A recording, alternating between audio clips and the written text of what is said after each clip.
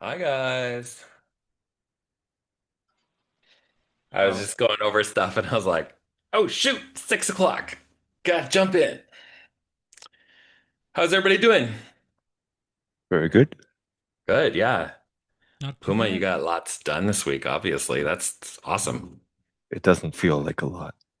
Mm, well, I mean, for consideration, I'm just at around 7 minutes now for episode 1 of Blood and Glitter, and I've been working on that full time since January. So, It How better long be are a your good episodes? 7 minutes. so with Blood and Glitter, it was supposed to be, or initially we were looking to do 1 to 2 minute episodes. And we tried and it sucked. And so they just gave me a little bit more leeway to just kind of do the way I'm more naturally do storytelling, which is longer form. Because I really love dialogue. I really love character exploration. And I really like to get deep into characters and really nuance. So a lot more dialogue than most of the other guys I'm working with. So yeah, so they took a chance and it's paying off. It's looking really, really good. So almost done. This is the week where we finish up and kind of put on the final touches. And yeah, I think we're gonna schedule to release at the end of the month. So we're gonna be doing like posters and trailers and um lots of other stuff. So Are any parts of it public already? no.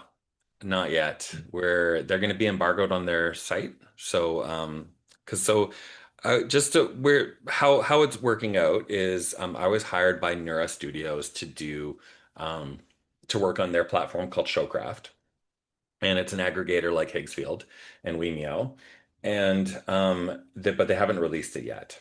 So they've hired a bunch of creatives like myself. Um, Jerica Cleland, I don't know if anybody knows her. She's also comes to the AI film meetup occasionally when she's in the country. She's often traveling around the world.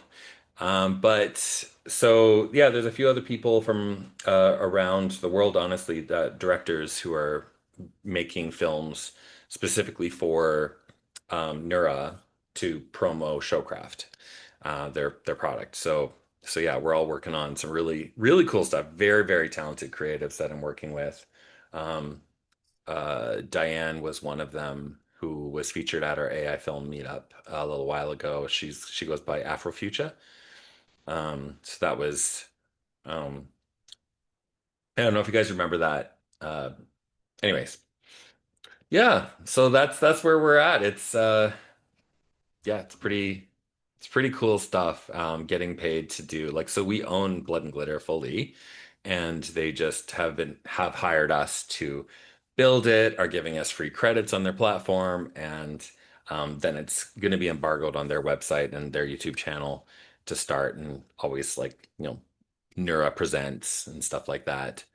But otherwise, it's like a pretty great opportunity. So didn't definitely did not think that would be our first thing. Like, when we pivoted, literally we pivoted in January to be doing animation from doing games previously.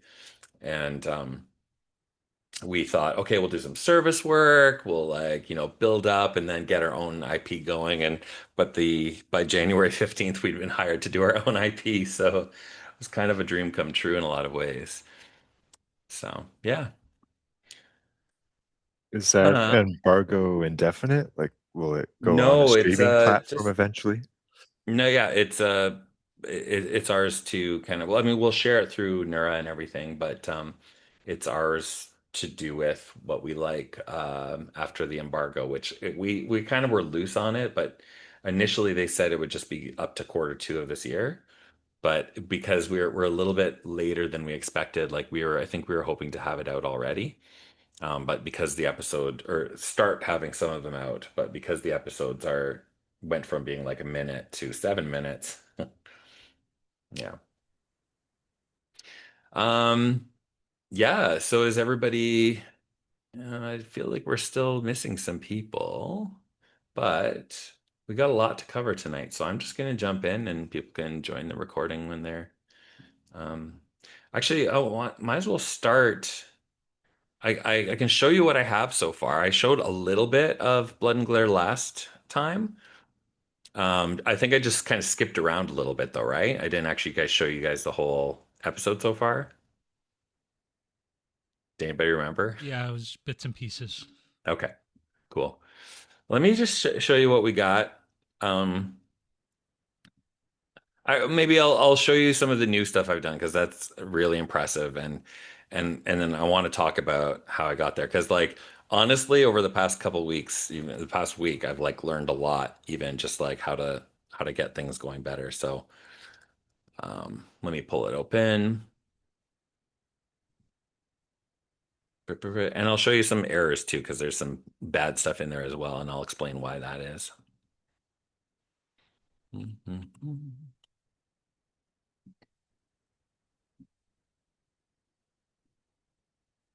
Okay, let's share.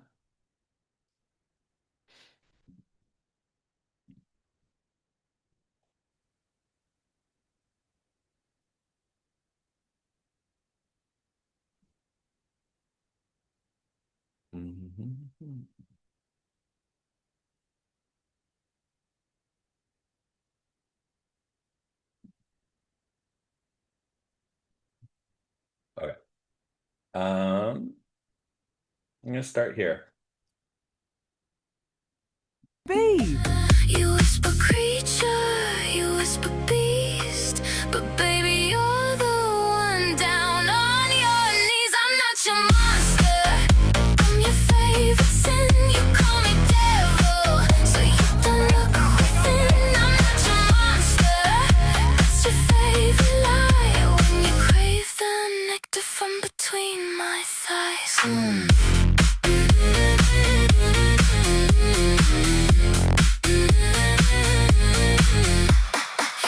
And there I am, covered in fondue, sandwiched between Mustache Lady and the dwarf.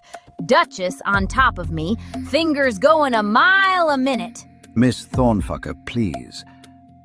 The murder. I'm getting to that. Point is, Inspector, it's all about the hands. The Duchess? Grip like a troll in heat. Hands made for lovin' and killin'. But Lieth, hands soft as a High Lord's hanky, and just about as dangerous. No way those are killing hands.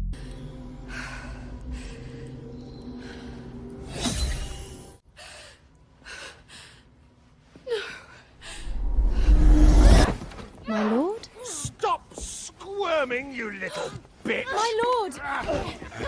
Stop!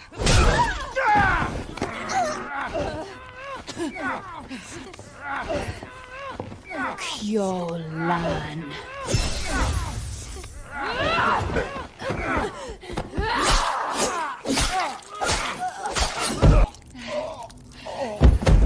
Hey, Lieth.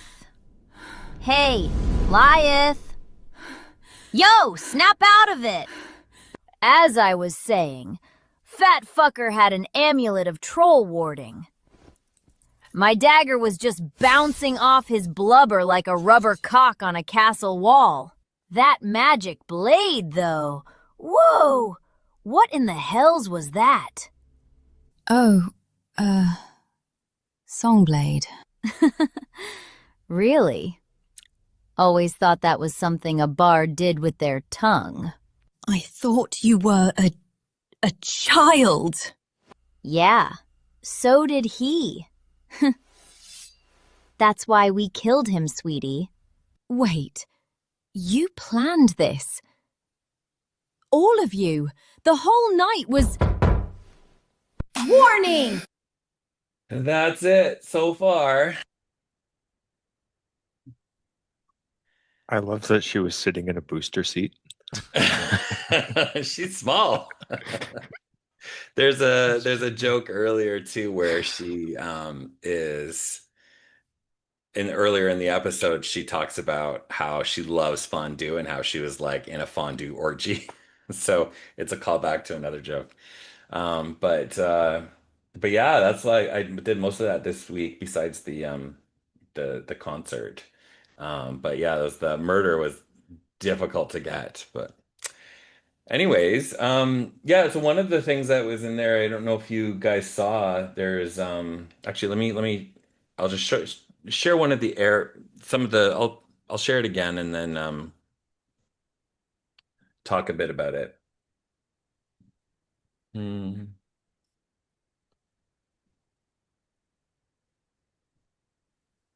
This show ain't for kids. Hmm. Okay, so this is like really this was quite complicated. I think I talked about it a little bit last week. A lot of we'll get into, and this is going to be a little bit back and forth, but I just kind of want to talk about while I have this open, and then we can talk more about it later too. But a lot of these scenes I use like multiple images. With Seed Dance 2 is really good at having um, different images together and kind of interpolating them and making it all work together. There with certain exceptions, but like that one, starting with the front and then like a first and last frame. I haven't really seen any like even Kling 3 doesn't it is okay, but it doesn't do quite as well as taking this one image where you're like and yeah, taking that first frame and kind of ending on the last frame and interpolating the space in between. It does a quite a good job. Where it struggles sometimes, or what you kind of run into difficulty is sometimes you'll be doing like a first and last frame, and if you still have like the same part of the scene in frame, in then things kind of move. Like I had, oh, thank you. I had once a chair randomly appear in one of my because I had like a first and last frame and it was kind of pulling out so that the camera angle was changing and but there was like a chair in the first frame like in the background and not in the last frame, so like halfway through this chair kind of like crumples in on itself and like darts away. So you have to like watch out for stuff like that. Sometimes it's really difficult when you want to do first and last frame, especially if there's a camera move you might not get, when because of parallaxing, right? So like the background moves slower and shrinks slower when you're pulling out than the foreground. So you might not get a really good parallaxing and you might all of a sudden get this fish lens effect or it'll just like be zooming out or like zooming in but not changing the parallaxing and it looks weird too. So it's one of those things that's a little bit difficult. For this scene, you can see what her outfit looks like here. One of the things that I do a lot is especially for longer scenes, you can only do 15 seconds max, right? When you're using Seed Dance 2 or Kling, I think is 15 as well. And there's LTX goes a little bit longer, LTX 2, but it's not quite as good with the performance as I find Seed Dance or Kling to be.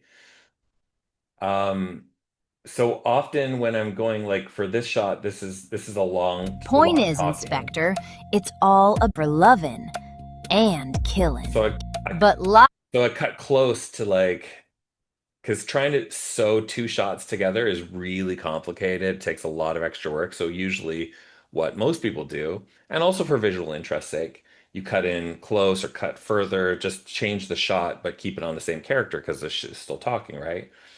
But you can see this is the pose that I ended with. And then so I used that pose so it matches up. Let's just see. hands made for lovin' and killin'. But lieth Whoops. Eh, where did it go? and just about as da- So you can see how her outfit changed because I was using this as a frame and it just didn't know what to do with it. Um, so we will talk about how to fix that. I gotta go in and fix that one. But there's things like that, and even just in general, like she's a little bit off model here. I think sometimes there's some drift when you use characters from shot to shot to shot. Um, let's see here. Some shots are.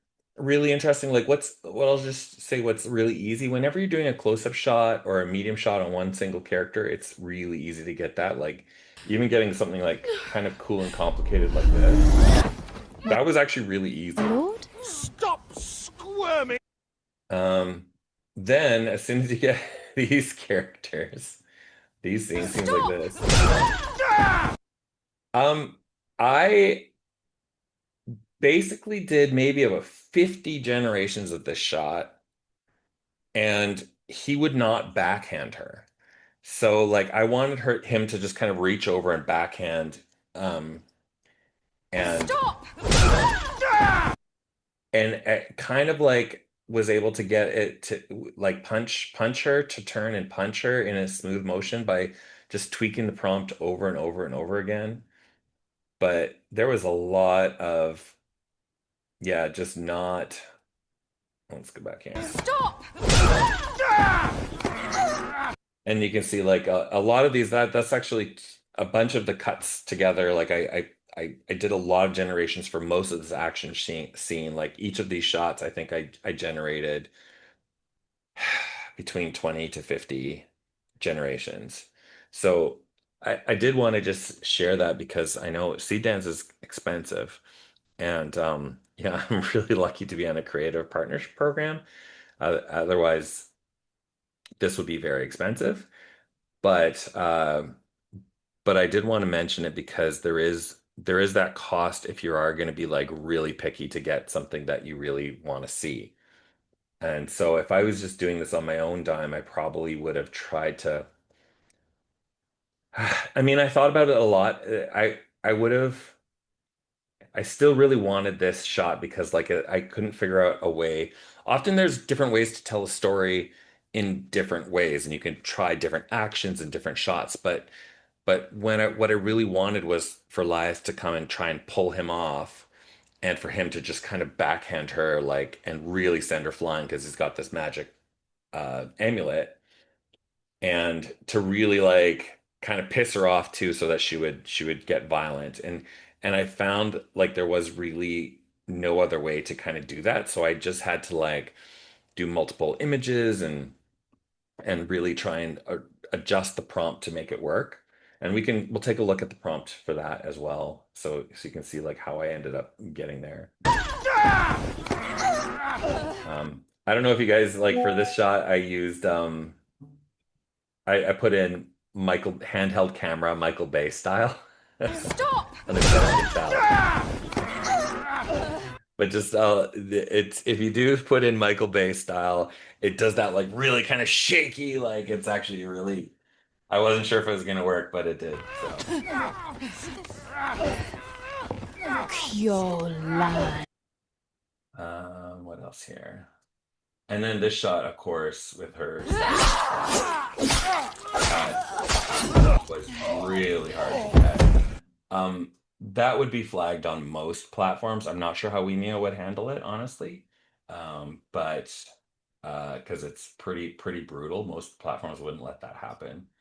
So, but there is Muapi is one platform where it has like all the models, and it can and we can post that if you guys want. So I know I'm like flooding you with information, but that has a lot of that has Seed Dance 2, but NSFW version available.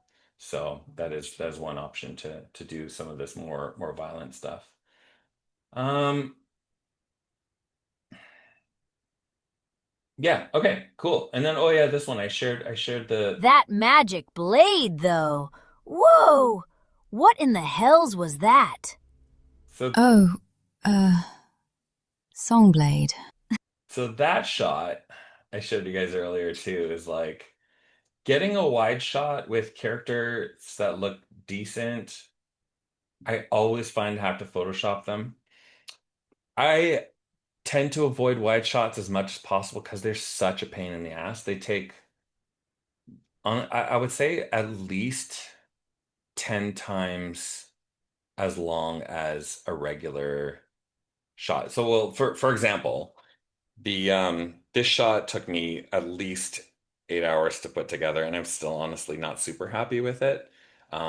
Every once in a while, for storytelling reasons, I want to cut out to a wide shot to um, give context to the scene. That's, one of the things to maybe even just kind of like you make it feel like you have a bit of breathing space even, and that's kind of one of those things that I wanted to do for this at this moment is kind of show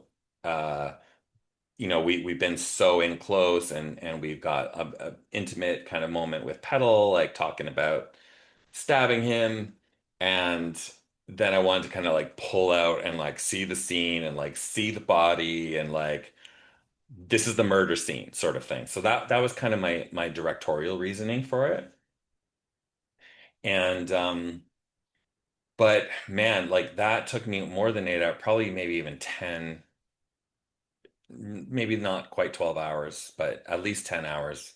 Yeah, to do this one shot. Whereas like another shot like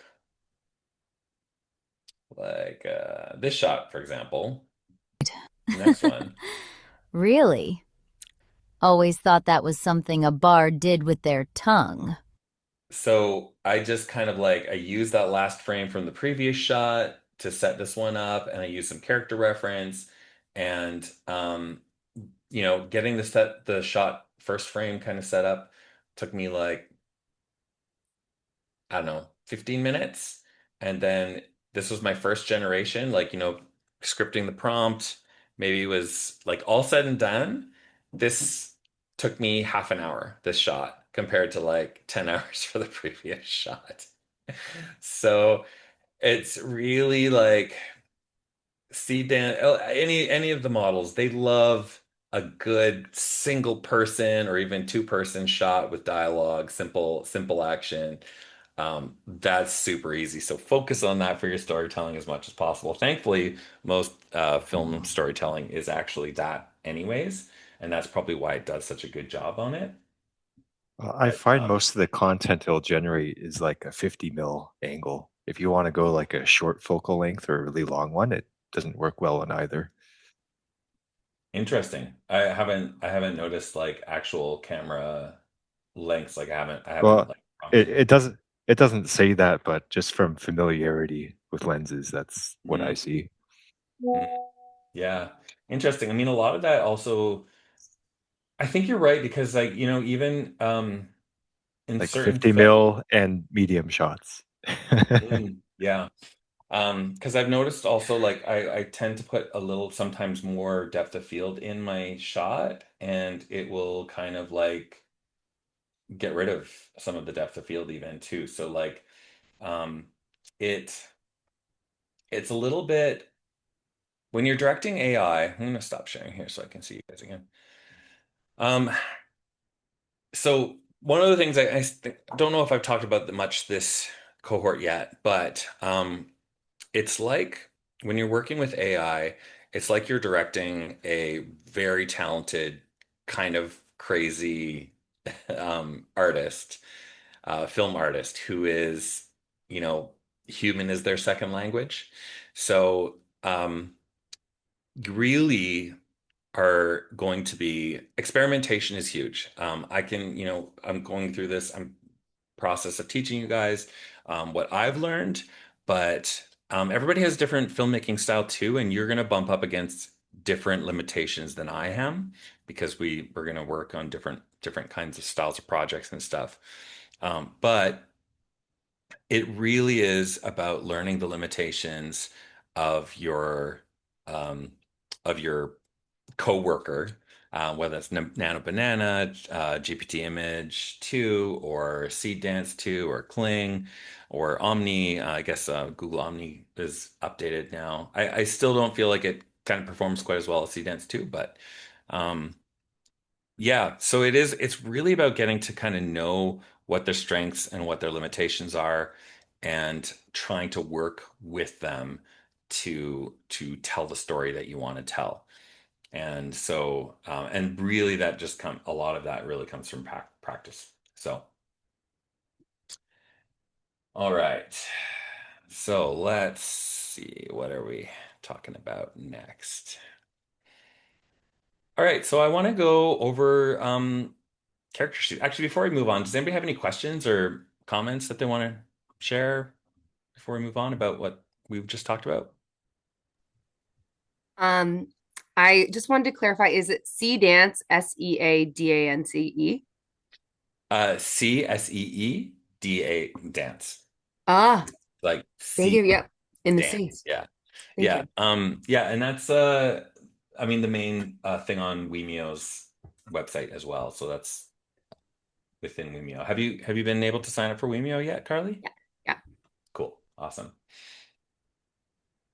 So I want to chat a little bit about character sheets first. Now, this is something that I haven't really used and am regretting and will use on my next project for sure. Um, so, uh,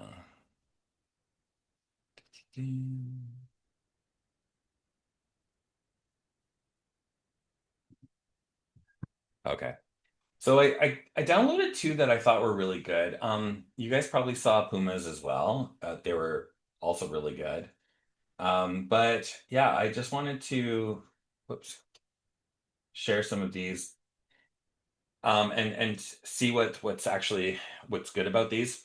One of the things I like about this one, I think it's really good to have the lighting of your scene. I have used previous characters in scenes where I wanted specific lighting, and I found that if you don't have the correct lighting, it kind of competes with itself to get the character design solid, but also um, flesh out the lighting. So I think, going forward, what I would do is actually make a character sheet of each character in the lighting of the scene.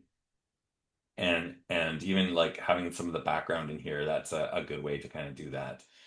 Um, yeah, I think some of these are good here. These are pretty small. I'd probably also add like a medium shot of like waist up because I tend to use a lot of waist up medium shots. So the material textures here, that's really good idea. I've seen a lot of people that are using Seed Dance add the material textures for the certain specific textures. Usually you want these to be pretty big images. I would even say like often what I would do is, I mean, you could, use Nano Banana Pro and Chat GPT Image to do something like this, but out of the gate, you might not get a good quality. So, and you might want to tweak things. So you might want to even like put things together in a like think something like Photoshop as well. Um, this is great. I really like this one. I feel like I wouldn't put two characters together, but there is something what's good about this is actually like naming the characters. I have names on my character sheets. I do have a few character sheets that have like multiple characters as well, so that you get the size difference. And I find I've tried the height thing before, and I don't feel like it really makes much difference. Like I haven't tried it in Sea Dance 2 though yet. So I don't know. Puma, have you had any? Has it done anything like you said? Maybe it's really big because you have a 9 meter in there. Yeah, AI put a bunch of nonsense numbers into the character sheet. Right. But the cat and the guy on my character sheets, they don't always, proportion wise, they're not consistent. Sometimes the Do cat's you like really use big, sometimes it's small. okay. Do you have like a height chart with the two characters? The guy does, even though the numbers are wrong, and the cat does, but there's no numbers. Oh, okay. No, I meant, do you have a height chart? Like, so usually a height chart when in animation, we'd have like all the characters so you can see the height beside each other. Yeah, that's what I was talking about in the chat, that I should have made one of those. Oh, okay. That's what you're talking. Yeah, yeah, that makes sense. Yeah, that it is good when you have multiple characters together, especially if there is a significant height difference. I often use that for my characters is just and I name the characters to that's pretty helpful. Then you don't have to like name them and like describe them in the prompt when you're doing the prompt later. So if you just kind of like put the name under the character in the image, then it'll automatically you could just say Petal does this, Lieth does that, and it'll know which character you're talking about. Um, the expressions, this is really great. I like having a few different expressions for the characters that really helps the model. There's yeah, some different poses here. I feel like getting too in the weeds with like this is I guess this would be good for like a very short thing because you know where they're constantly interacting with bow and stuff like that. But I tend to keep kind of props out of it. Um, but yeah, there's the color palette and the materials. We got the scale reference. Um, I think there's a lot of I'm not sure if this is going to actually do anything. Like it has this kind of uh character outline there.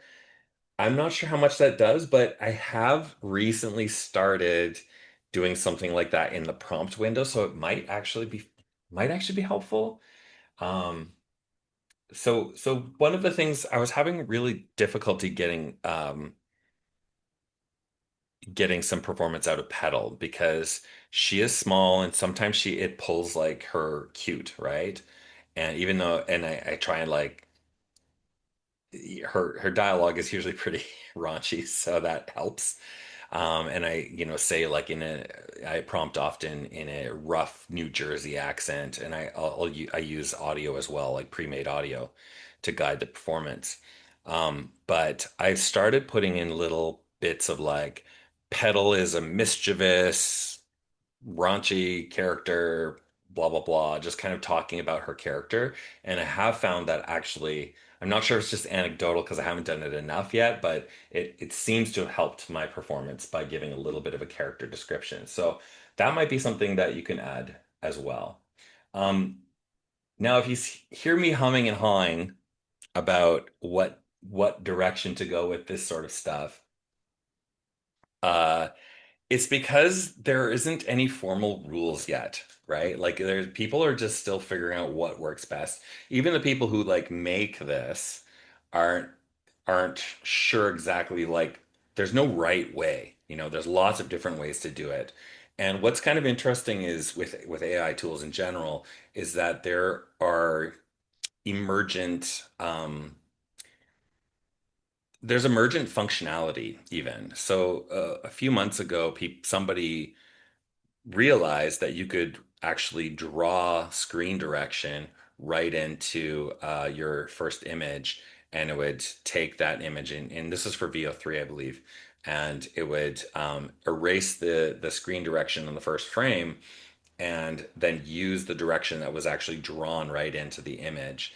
And nobody programmed that. It was just kind of an emergent property of using the like VO3 and stuff. So because these things are trained in such a way and they're built off of like uh, a reasoning sort of system, they can understand the image as well. So it's like a lot of people consider the image just as like a starting frame or like image reference.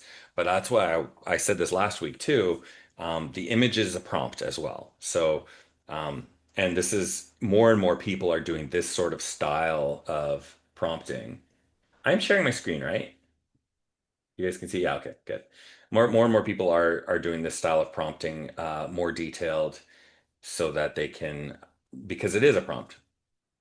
One of the things I would be concerned here is like these are quite small. So I mean, maybe this is just a smaller size of a larger image in general, but usually you want to get all the detail in there. So that's why I would definitely like have two different character sheets and you know have a large character that you know with the front. Usually I would do a large character image three-quarter view because that gives a good kind of section. So you're not just on front, you're like, and most shots are three-quarter view anyways. So this is three-quarter view here.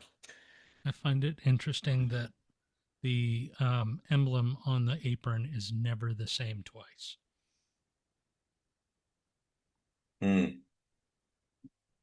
Yeah, it's a little Here's bit. what it looks like. Use this, and then Yeah, yeah, you every can other see it's instance of it's yeah. totally And different. even this master's apron is different than yeah. No, that's definitely something to watch out for. And that drift happens a lot and it happens very easily.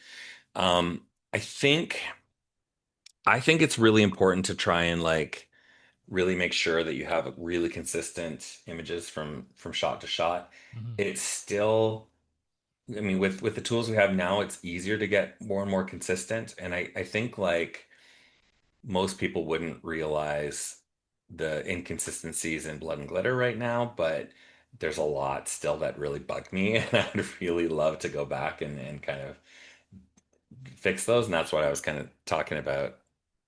Oh, Rick, you're on mute. I see you. You can see me, but you can't hear me. The pacing is so fast and the editing so fast. I don't see the errors.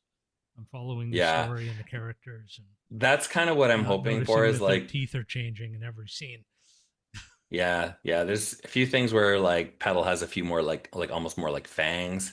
Um, yeah, anyways, there it's fine. I've got to let it go. But yeah, I think it's really important to try and those first images, like first frame, go in and try and make it as consistent as possible, so that you have a certain level of consistency across, so that people aren't distracted by it, because that's where you start losing when people start noticing. It's like, oh, you kind of get bumped out of the narrative and you stop paying attention to it. So there's a certain level of consistency that you definitely need to have. And a character sheet like this, I think, is a really good idea. So, What's and his as name? I said Bao before, Bao? sorry? Bao Bao, the kid? In his dance step, his eyes don't match either.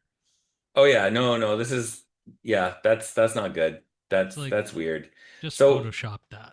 yeah, no, definitely go in and Photoshop that. You'd want to like I think the layout of this, but like the execution, the layout of this is great.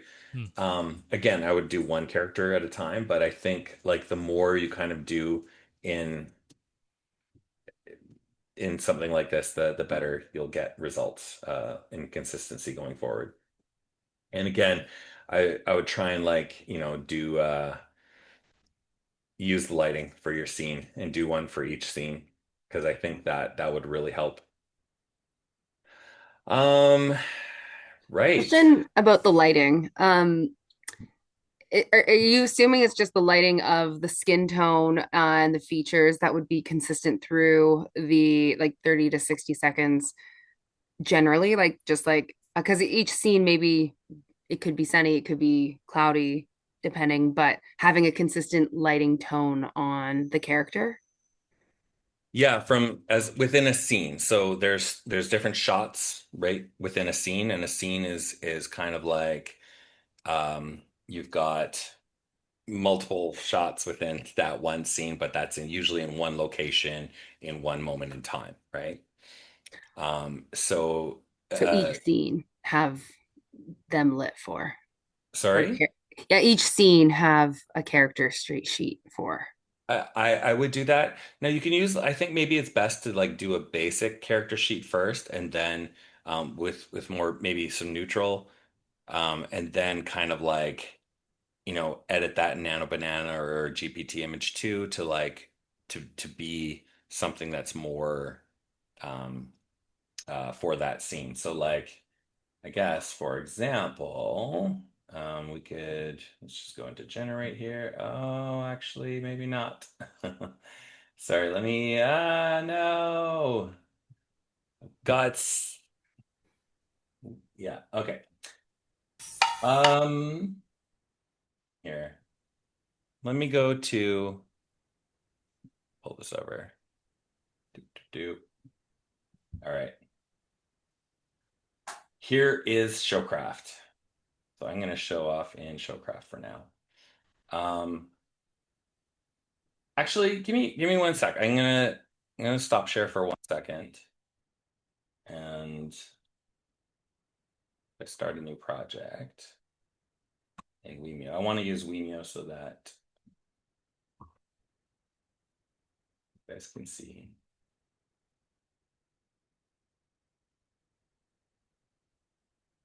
Oh my God.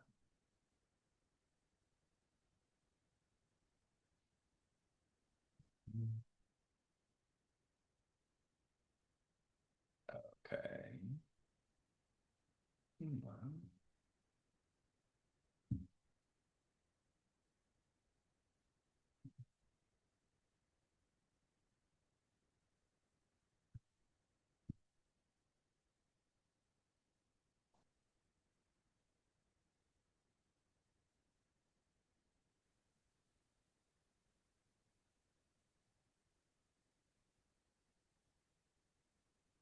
Okay.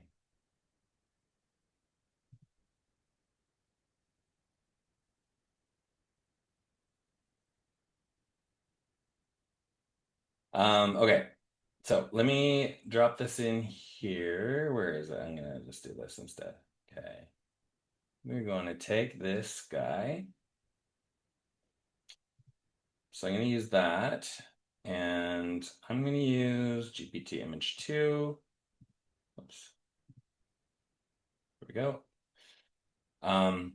Okay, so yeah, Carly, you haven't seen this yet, but so this is when you're making an image. So you have this like prompt bar at the bottom here, and I recommend using Nano Banana Pro or GPT Image 2. Those are the kind of Nano Banana 2 uses less credits, but it's not quite as good for like really if you're looking for really cinematic stuff. Um, and I usually try both to see what works best. So I'm gonna say um, basically give me the same character sheet, but put the man in a uh, gym with large windows, golden hour, warm lighting. And yeah, 16:9. Oh yes, GPT is a little bit slow though, so let's also try. And I probably would, yeah, do a few. Let's just do 2 for now. That's sweet. You can do multiple generations. Yeah, yeah. I mean, you could just keep clicking, click, click, click, click, click if you want, but also you can choose how many you want to do here, up to 4. So yeah, let's give that a sec. This one a little bit slow, but and then we'll see, yeah, from there like what the effect is. Right. Okay. So what else do we have here? All right, 644. So that is character sheets. Okay, actually, that's not bad. So yeah, that's a good way to do it. You might need to go in and actually that's mostly pretty good. He's looking a little bit stiff. I might go in and like do separate shots of some of these wider ones, but like most of the stuff actually is looking pretty good. So yeah, so that's nice to know. Let's see how ChatGPT did. Interesting. Yeah. So one of the things I noticed with ChatGPT and the difference between Nano Banana Pro and ChatGPT, if you guys are interested, is that Nano Banana tends to be it hallucinates less. Like so, I find GPT image 2 will often have little details that are hallucinated. So they're kind of like it's more prone to like adding 6 fingers or another arm and something or like misinterpreting details like one shot I had there was like some like demon iconography in the background in the concert and I had to go in and like replace it because the faces were just like mush basically. So Nano Banana Pro keeps that consistency better, but it also it's more reserved in how it does stuff. So like if I want a really dramatic camera angle, GPT-2 is my best bet. But and often Nano Banana Pro will just give me like I'll be like, give me a Dutched angle at this, like low angle, and it'll just like usually doesn't do the Dutch. Dutch angle is angle like kind of angled like that, right? Mhm. And often it'll just give me like a straight on kind of like not even low angle, maybe a little bit low angle, but um, GPT Image 2 will go crazy with it and really follow the prompt better from like a wider perspective. But then when it comes to the details, it won't do as well with the details. So. We kind of saw that with the caves. Sorry, Rick, you're really, really quiet. Could you get closer Oh, to the mic or something? yeah, I moved it. Yeah, we kind of saw that with the caves that you rendered, like right beside the gym dude. The what? Sorry? The caves, the mines. Oh yeah, So yeah, yeah. Just caves. where Um, that was GPT-2, I believe. yeah. The other thing that I've noticed it does a lot of details. Like Yeah, it's very contrasty and it really like it's very textured in its very detailing. crunchy. Yeah, crunchy is a good way to describe it. Um, okay, cool. Let's see here. So. I'm gonna go into Showcraft here again. Let me see. I put it. Um, Right. Okay. So let me show you a little bit of how I set up shots. So here are some of the. I'll go through some of the most recent shots here, and hmm, where is it? Okay. So I've got these two images as so this was actually a last frame from a previous shot. Um, actually, maybe I should start with something that is a little bit when I'm in the thick of it, I often just use a lot of end frame, last frame sort of things. Um, okay, let me start actually. So this is a little bit backwards, but we'll get to here because I have it here running out of time. So I've got these shots as reference images. So here's one of the initial shots.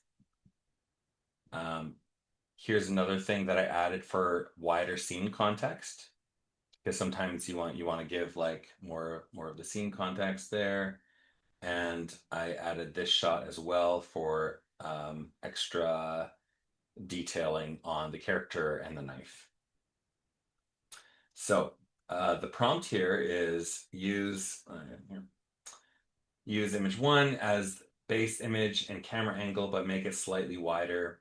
Use image two, so that's image one there. Image two as use image two.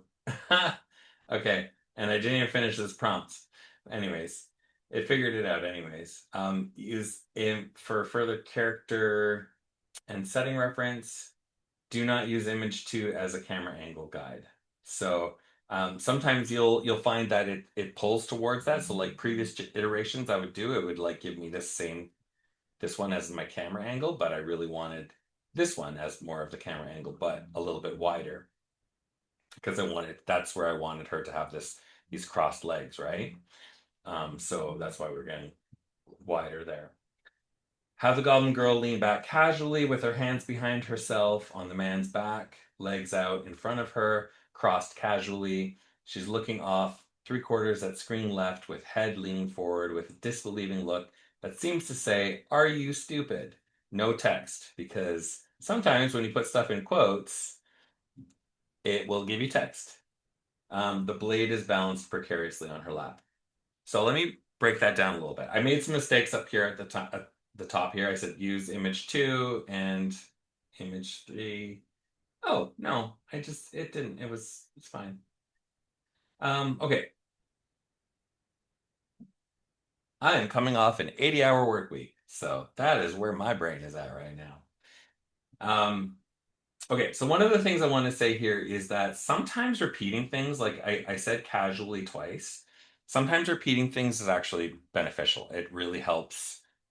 It helps reinforce. So even though it doesn't read pretty, it actually helps reinforce. Being really specific when you're setting up the shots, like 3/4 at screen left. Often your generation, when you're setting up a shot, they will look at screen, like because a lot of the training material has like characters looking right at the camera. So you want to say don't look at camera often, or looking, or give them direction. So she's looking off 3/4 at screen left.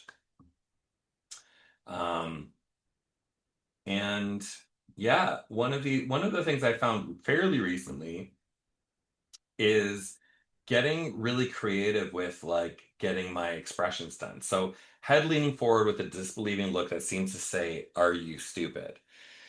Um, that is like there are certain like nuanced poses that almost require like dialogue to kind of get across.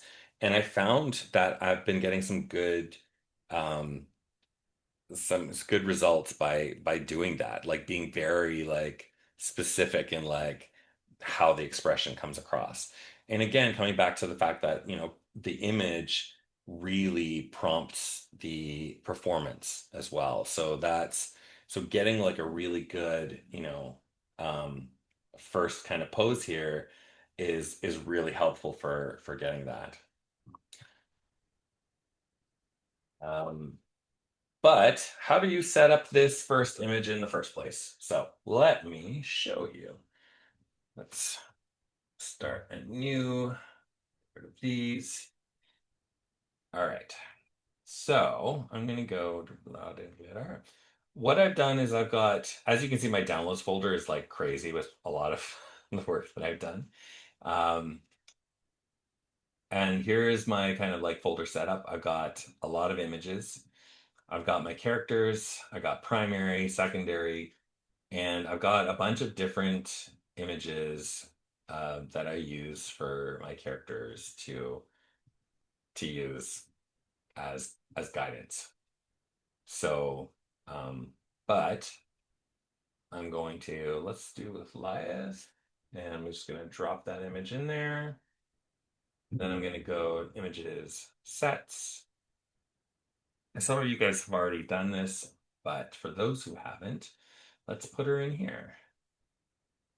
Okay. There's kind of a wide shot there. And so one of the things, like most of these shots here that I've been kind of like scrolling through, I use previous shots to inform them because like even, when I first set up this initial shot, let's do this first actually, and I'll continue that thought. Give me a medium shot with the tiefling woman sitting on the couch. Um, Golden rim light from the fire behind her. Yeah, so usually when I start, I just start with a really kind of simple prompt to see what it gives me, and then I kind of start refining from there. So I got it on 2K. Don't when you're using Nano Banana Pro or GPT Image, you can do 1K, 2K, or 4K. I never use 1K. It's just not enough information to make a useful image. 4K is good for wide shots, but usually 2K is fine. Okay, so let's run up here.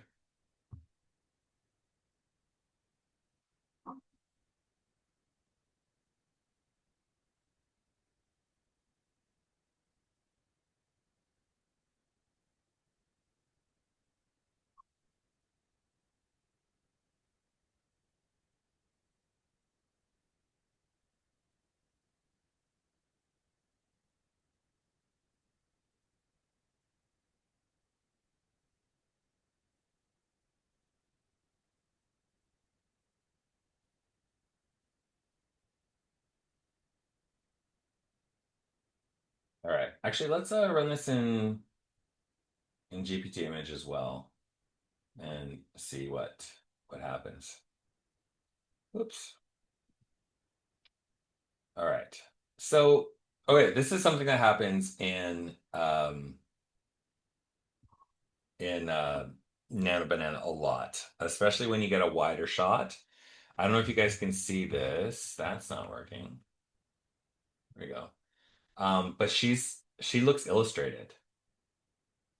And so what, yeah, that's I don't I think when it does a wide shot, I'm not sure why it gave me a wide shot when I asked for a medium shot, but this happens not like fairly often actually. This is a little bit better, but I mean her character's not super great. She's looking pretty 3D, but it doesn't really look like the character. That's a little bit better, but you will notice that she's very much in the same pose that I have here. One of the things I forgot to do, high budget 3D animated fantasy movie. That should help that. Another thing I do often is not illustrated style. I find I do a lot of fantasy stuff, and I think it's been trained on a lot of fantasy work, so ends up being illustrated. I think because a lot of the training data is illustrated. So let's try this again with Nano Banana. Um, Medium shot. I might say sometimes I even just because it's obviously pulling pretty wide. I might say medium close shot. Let's see how that goes. All right. Now, so like let's look at here are the images that this does this and it always tries to scroll back up to the top when it's rendering something. But yeah, you can see Nano Banana Pro, it weights really heavily towards the images references that you have. And so you can even see like often it just likes to kind of cut out. Like so it added this. It just gave me basically the same image that I had previously, and just added her on top of it because it likes to be lazy. So um, yeah. But GPT Image 2 did a much better job as far as like giving me what I actually asked for. So I'm sure though if we go in, she's actually much more on character too. The levels are a little bit hot. The contrast is quite high. Um, but otherwise, actually, that's a really good image. Let's see here. Yeah, I But think like you said, GPT wins this it's round. leaning really close to the reference image of her. Sorry, Rick, you're gonna have to talk louder. I really have difficulty hearing you. Sorry.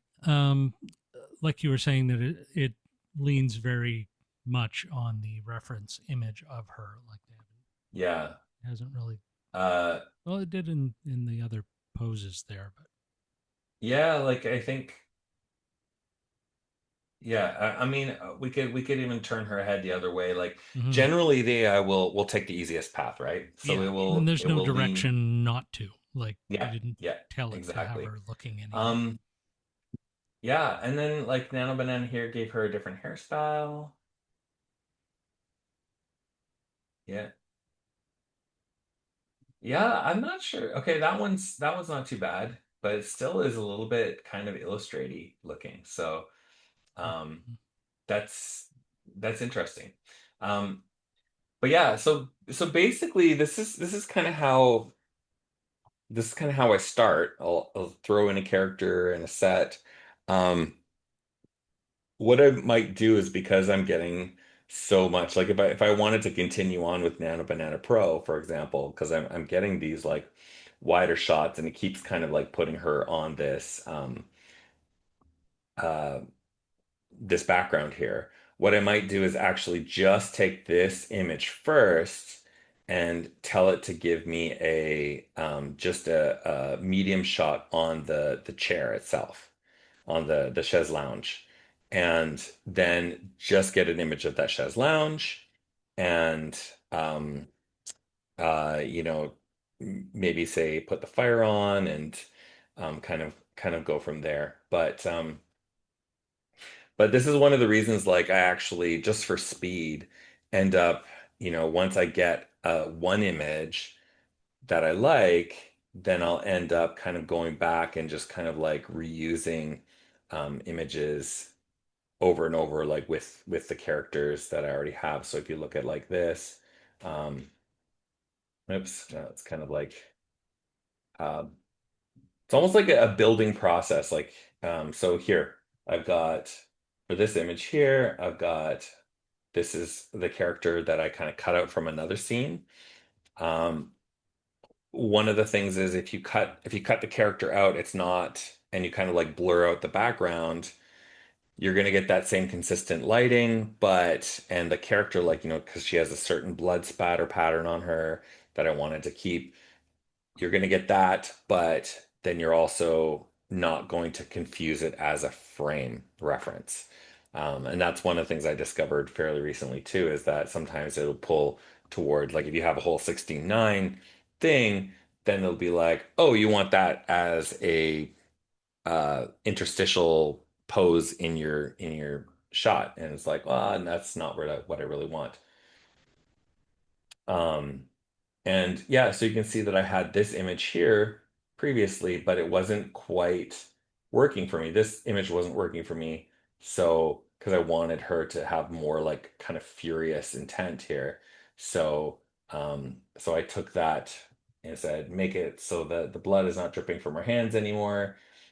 Her hands are still covered in blood, but down by her sides, stiff, fists clenched. You can see that I didn't quite get that. Mostly, I meant for it to be down, down, but sometimes you just gotta, like, you don't get exactly what you want.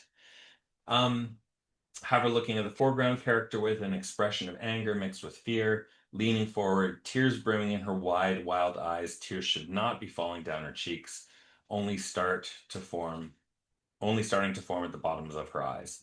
So these extras, like, that comes from like having tried, and like I wanted just tears brimming in her eyes, not actually falling, because I wanted that first tear to fall right after she said she's a child. I thought you were a child, right?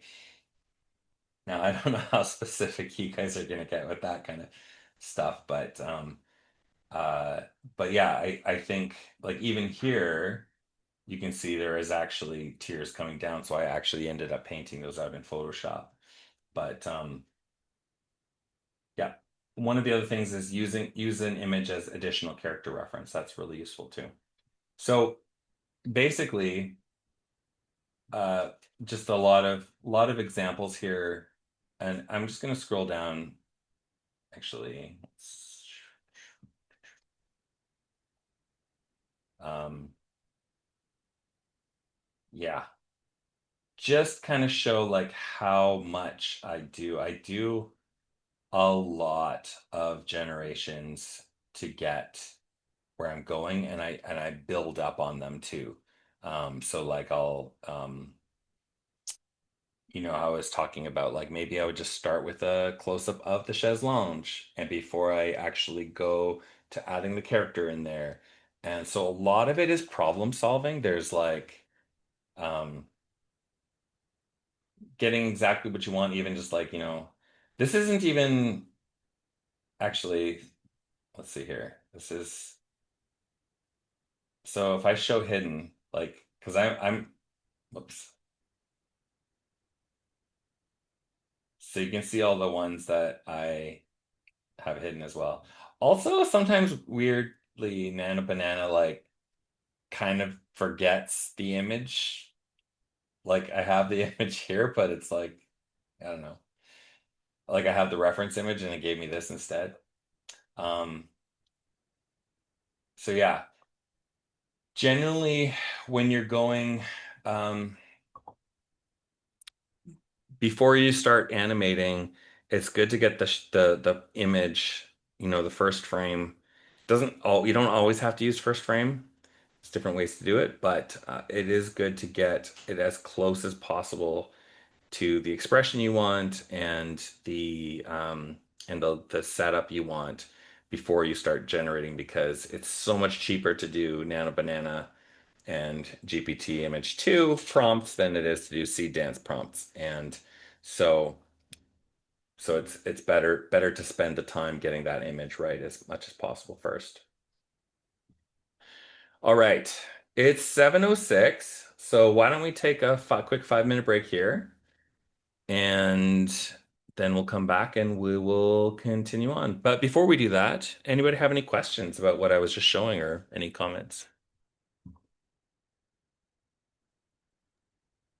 Hey, so I've been I'm currently working and also at the same time trying to pay attention here. What was the website that you were using just now for video generation editing? Yeah, so this is not this is in closed beta right now. It's called Showcraft.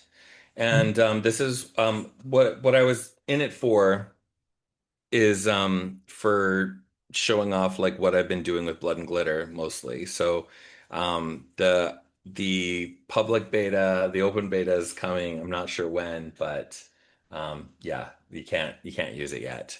But Excellent. it is the same thing as like with Wemio or Higgsfield. Basically you have the image references and you have a prompt and you just click render. So Cool. yeah. Question, Luke. This might Yeah. be silly, and you might have already covered it. But I'm curious when you're prompting like chat versus Nano Banana, in your final finished product, is everything consistent from the same output, or are you switching between software Yeah, models. You models? mean, am I switching between chat, like GPT image and Nano Banana, or am I? Yeah, Yeah. Yeah, I yeah. started with Nano Banana Pro, and I find that GPT image pulls it in a certain style, like more realistic, and I wanted it to be a bit more 3D animated looking. So I stuck with Nano Banana Pro because it tends to do the style better. Um, but I think for the next episode, I might try GPT Image 2 because I do find that it is a little bit better at doing more dramatic camera angles and being a little bit more consistent. As you saw, I like really struggled there to get her sitting in the chair the way I wanted to. And so I do find I feel like GPT image is is like a glam rocker who hasn't had a shower in a few days, and Nano Banana Pro is kind of like a you know plaid button-up shirt, really talented artist. They're both really talented artists, but one has a certain style and one has another style. Um, so. So what were you saying, Puma? Oh, there's lots of comments here. I'm sorry I haven't seen any of the comments. But yeah, does that kind of make sense? Again, it's like you really get to feel like what each one does differently, and there's a few other image generators as well that you can use. I find um, some of them are good for like exploring character images. Like if you want it, like Flux is pretty good for character design. But like if you want the character to do something specific, you're setting up a shot, it's not useful at all. But yeah, so generally speaking, though, GPT Image 2 and Nano Pro are the best. Um, yeah, you can get most of what you want out of either of them, honestly. But again, I think you're kind of like fighting different things. Like for me, I find in Blood and Glitter, I fight Nano Banana Pro pulling it to illustrated style and leaning into like almost like a Dungeons and Dragons style illustrated, like 2D illustration. Whereas when I use GPT Image 2, it almost pulls it too realistic. So Just following up on what Heather said, but you could like play with something in Nano Banana or other way, and then use that as a reference image and plug it into chat or whatever. So you could mix and match while you're making, yep, yep. refining your image. Yep, you definitely can. And I did do that for the concert scene because I couldn't get a wide shot with the characters. So let me just share my screen again. And um, so I've got, so you can see here, like I've set up most of my scenes, like all the shots that I want to use. Um, and let's see, where's the concert scene? So this is the best I could get out of Nano Banana Pro for the concert. And again, like you can see how like button-up plaid shirt this is compared to the stuff that I got with here's ChatGPT. Okay. Yeah. You see the difference there? It's way GPT Image 2 is way better at doing dynamic images. Now let me pull this image open here and go a bit closer up. You can see, so like I have these demons.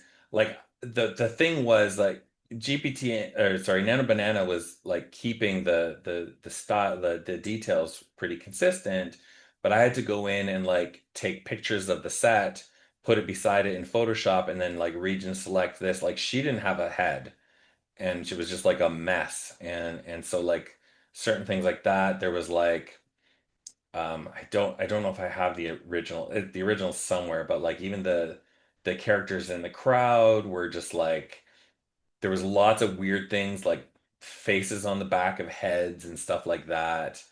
And the characters are like pretty consistent, but like they're a little bit off. They again like there's certain aspects of the characters that are a little bit more realistic. So, um, but yeah, that's. Yeah. That's one of the differences there. So it's finding the right tool for the job sometimes is a little bit hard. And again, wide shots, they take forever. So you really need them every once in a while. Sprinkle them out here and there, but they're the ones that'll take a couple days sometimes. So okay, why don't we take a 5-minute break? Let's come back at 7. How about we just come back at 7:20? It's almost there. Okay. Sounds good. See you guys soon.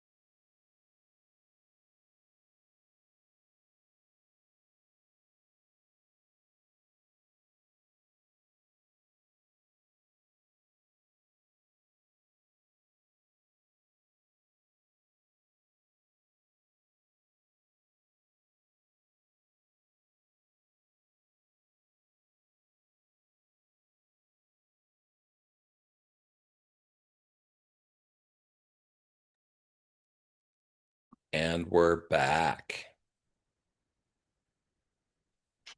Wabam. Whoa-bam. All right. So, where's that thing that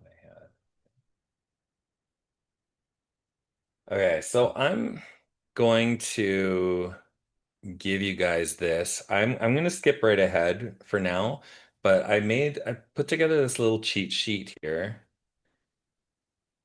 and um it it's this is just more really film directing, but it's like basically um about what camera. I mean, a lot of people here have some experience in film, but some of us don't, and that's awesome. Lots of new voices coming to the field that are showing like really new and interesting stuff.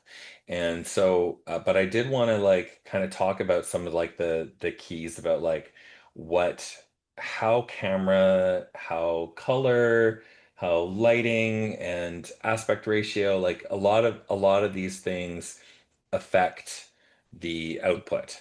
So there's a lot of important stuff that I tried to keep it. I mean, there's books out there, obviously.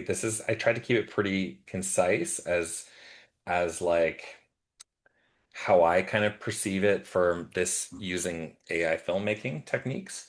But yeah, there's a lot of and even tips and tricks that I haven't even read, but that I just find that I like to do as a director. So I will send this off to you guys because I want to get into, and you guys can use this as reference, but I really want to get into actually how to craft a video and how to use Cdance 2 specifically. So we did talk about we talked about like setting up that first frame, getting that first frame consistent, or I mean as good as you can. Uh, can you? I just it's weird. It's really weird. You have to go through a lot of shit before you get some good stuff, I find. And even then, I often will go into Photoshop and tweak until I get it exactly the way I want it. But let's go to here and let's just pull open a shot. So like I'm gonna kind of start with, I'm gonna go with this one. And Wait, you planned this. All of you. The whole night was. oh, can you guys hear it? Or I can't remember if I shared the, you can hear it? Okay, good. Okay. Wait, you planned this. All of you. The whole night was. Okay. So let's see what's that prompt there. So for this one, these are the simple shots. We're starting with a simple shot. We've got this image here, and we've got an audio. Wait, you planned this. All of you. The whole night was. Do you guys hear the difference in the performance? It's like it's similar, but it does, Cdance always interprets it a little bit differently. So when I start off, high budget fantasy movie, I find this just helps it. I don't even put animation in because one of the things that CDance does sometimes is it adds it. If you say animation, it'll animate on twos, and so it'll do like 16 frames a second instead of 24 frames a second, and it starts looking weird. Apparently, that's something they're going to try to address in an upcoming update, which should come out soon. I think it's like 2.1 might be coming out shortly. So. Lyeth is the tiefling character. Because I'm like, just for even speed of use, often I'll take the last frame from a previous shot and I'll kind of edit it to make it into a shot that will be that will work a little bit better for the next shot. because often when you're doing back and forth in a show, the characters are in the same position and they cut to another character in the same position and they just have slightly different position like expressions and stuff, but the camera is often the same. So use image one as the first frame. If you don't, what I will say too is, so this is advanced here. If we go into Vimeo, just so you can, just to show you from the Vimeo perspective. So we have the video tab down here. You can choose your different things. I never really use seed dance too fast. I find it doesn't get the acting great. So I always use seed dance 2. And Kling, sometimes I'll use Kling as well. Certain things that just don't work in seed dance, I'll just go into Kling and I'll see if it works. And sometimes I get some good stuff. But like 90%, 95% of what I do is in seed dance 2. So there's 2 different modes here. I usually use camera movement auto, and then I can prompt whatever camera move I want. Genre, general, speed ramp. I kind of just leave those there. You put in your image. You can add whatever image you have from your library, from your generations, and this is the important thing here. Okay, so first of all, there's, you want to choose what's what you're working with as far as your aspect ratio. 16:9 is pretty standard for video. For like most TV screens would be 16:9. Most YouTube videos are 16:9. Unless you're doing shorts, that would be 9:16. And that's called vertical videos. A little crash course here. The 480p might be good for testing sometimes. Like if you're not sure how it's going to come out and you are doing something really complicated, I might do 480p just to see how it works. And that way would be like less credits, right? Because it's like 148 here. When I bump up to 720, it's 312 credits. When I go to 1080, 776. So 1080 I use very sparingly because it's very expensive credit wise. Also, I find I usually upscale afterwards once I get the images that I really want, and I upscale to 4K, and we'll talk about upscaling later. But 720p is usually good all purpose, and yeah, usually keep it there. Now, there's 2 types. There's multimodal reference and first and last frame. I always use multimodal reference. I find that first and last frame tends to restrict it a little bit too much. Now you can actually do first frame with multimodal reference. You can just use image 1 as the first frame. So I would prefer to do that than using first and last frame. The difference is that multimodal reference has a little bit more freedom, and therefore it allows it to do what it wants to do a little bit more, in which case you get better performances. Um, and I'm really focused. I talk a lot about performance. Again, I've come up through animation, so performance was like everything. And so multimodal reference is less restricted by the frames itself, so it tends to just be a little bit more open and loose. And you might, even though you say use image 1 as first frame, it might not actually give you that. It might give you something slightly different, but it'll give you something close usually. Now, there are certain options in which you might find that you want to use first and last frame, and that's totally fine. And then your duration here. So you go between 4 seconds and 15 seconds. So that is how you do that. And now that's how you do it in Vimeo. I'm gonna jump back to Showcraft because I have stuff already built in there, and I kind of show you what I've been doing. But basically, it's all the controls are the same. These are just different kind of web interfaces for the same model. So we're not using different software. It is going through the Seed Dance or the ByteDance servers to do using the same kind of LLM or whatever it is video model. So Here's what I did. High budget fantasy movie. Life is the tiefling character. Um, I didn't really need to call that out because she's the only character, but I did it anyways. Use image one as the first frame. Handheld camera. Um, I for this sequence, what I was doing for the contrast between the interviews with the inspector and these other scenes where it took place in the night before, where the murder happens, I always use handheld camera for those scenes where the murder happens, because it's a little bit more unsteady and it just kind of adds that flavor. And then when it's in the inspector's office, it's always like still camera, locked off camera, or slow cinematic push in or pull out, very like rigid and that kind of like that sort of thing. I talk about it in the slideshow that I'm gonna send to you guys about how those kind of impact the emotion that you're feeling when you're watching it. So medium on Lyeth, on frame left. We see her have a realization and her face turns from sad to aghast and frustrated.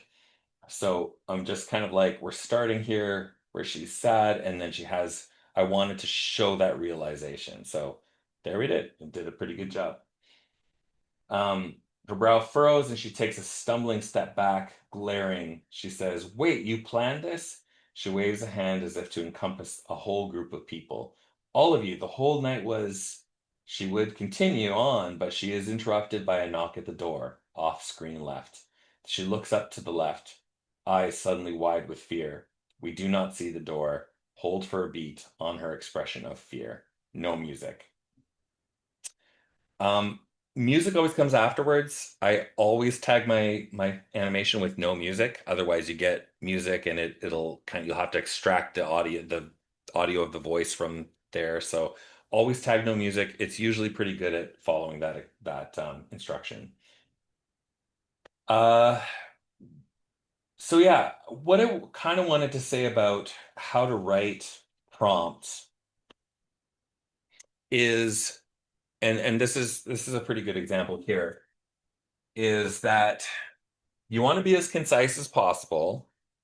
Um, and you don't want to be overly prescriptive. When you get overly prescriptive of like exact actions and stuff, and I was pretty prescriptive too, but like I could be more. Like I've worked with other directors like Atnura actually who like to get super super prescriptive and like exactly like she tosses her hair and the one curl kind of goes in front of her eye or something like that. And when you get that like granular with the details, it can do it, but it tends to stiffen the performance because it's being confirmed. So it's about finding the balance between what the model wants to do and what you want it to do. And that's a weird kind of way to do it. And you kind of again, it's just practice when you're playing with it. You kind of learn what sort of things it would like to do and what it doesn't want to do. And I'm still constantly learning new things. Um, so one of the things, like this was my first generation of this, but what I have noticed that when I said she would continue on, but is she's interrupted by a knock at the door.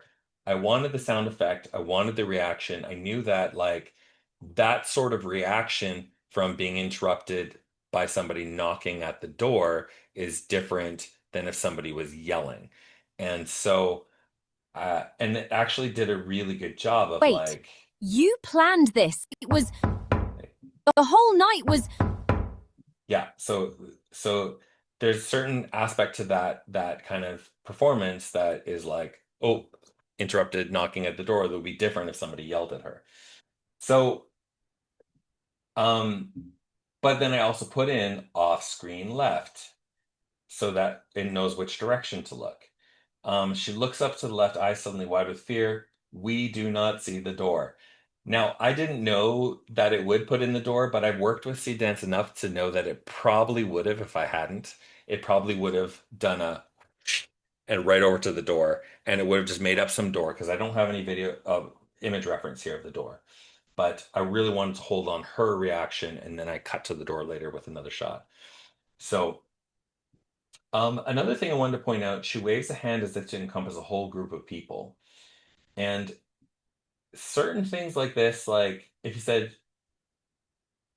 like she waves a hand, like sometimes certain other models would be like, hi. And it takes a little bit too literally. But I find what I really like about Sea Dance 2 is when you kind of almost write as like you're writing a novel, almost like almost or prose. Um, and you can kind of describe things like using uh, talking a little bit about their personality, as I mentioned before, talking a little bit about how she looks at her as if she's really stupid, like stuff like that. Um, those sort of things where you really kind of dive into the emotion of the scene, the emotion of the character. Um, Both actually. Those could be two different things, honestly. So I definitely find like when I'm prompting, I talk a lot about the emotion and the thought process that's going on in the character, as well as the action. I try and keep the actions a little bit looser, but I try and be ultra specific with the emotion. And when you do that, you end up getting like some really solid performances. Um, So let's see here. And then I did a couple other generations here. Wait, I wonder, did you I planned this. change All it? of you. The whole night was. Okay.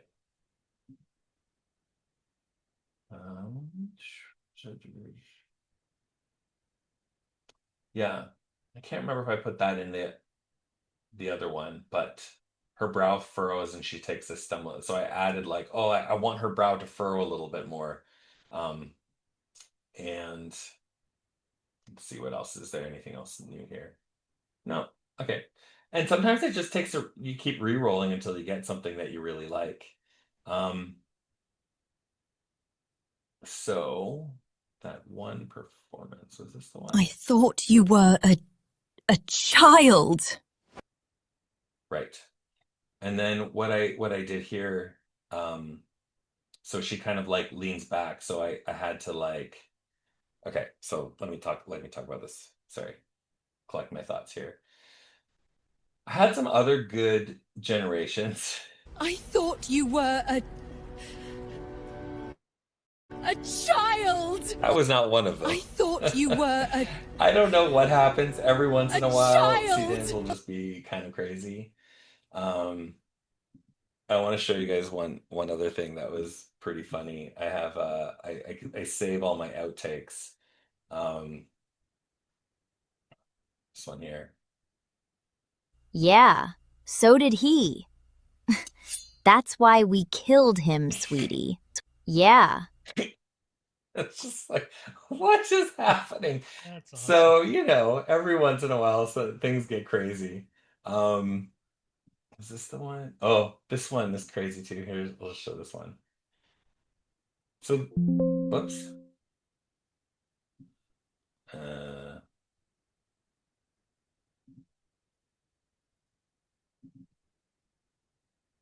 You're gonna get it now, you little bitch! Stop squirming, you little bitch! it's horrible. It's just too much. Anyways, I did want to show this one too because this is actually like when I start my prompts, I usually start them pretty loose, and then I kind of build up and try. So like she wasn't on the bed. I was like, oh yeah, duh, like even though I kind of like had her on the bed, it like all of a sudden she was on the floor for this image, and I said that they were fighting, not wrestling, and I had to be more specific about him pinning her arms down and then trying to choke her and stuff like that. But I saved that as an example. Here's another one that's some weird stuff. Oh, my computer's getting really slow right now. Okay, we'll just move on. Okay, yeah. So let's see here. I'm gonna look at the difference here. Okay. So here was one of the first, I think this might have been, oh, it wasn't the exact first, but it was one of the first images that I did, or generations I did. You can see a lot of the same things. Um, use high budget fantasy movie. Life is the Tiefling character. Petal is the character in the foreground. Here's the image I had, which it chose to interpret as this weird character. I thought you were.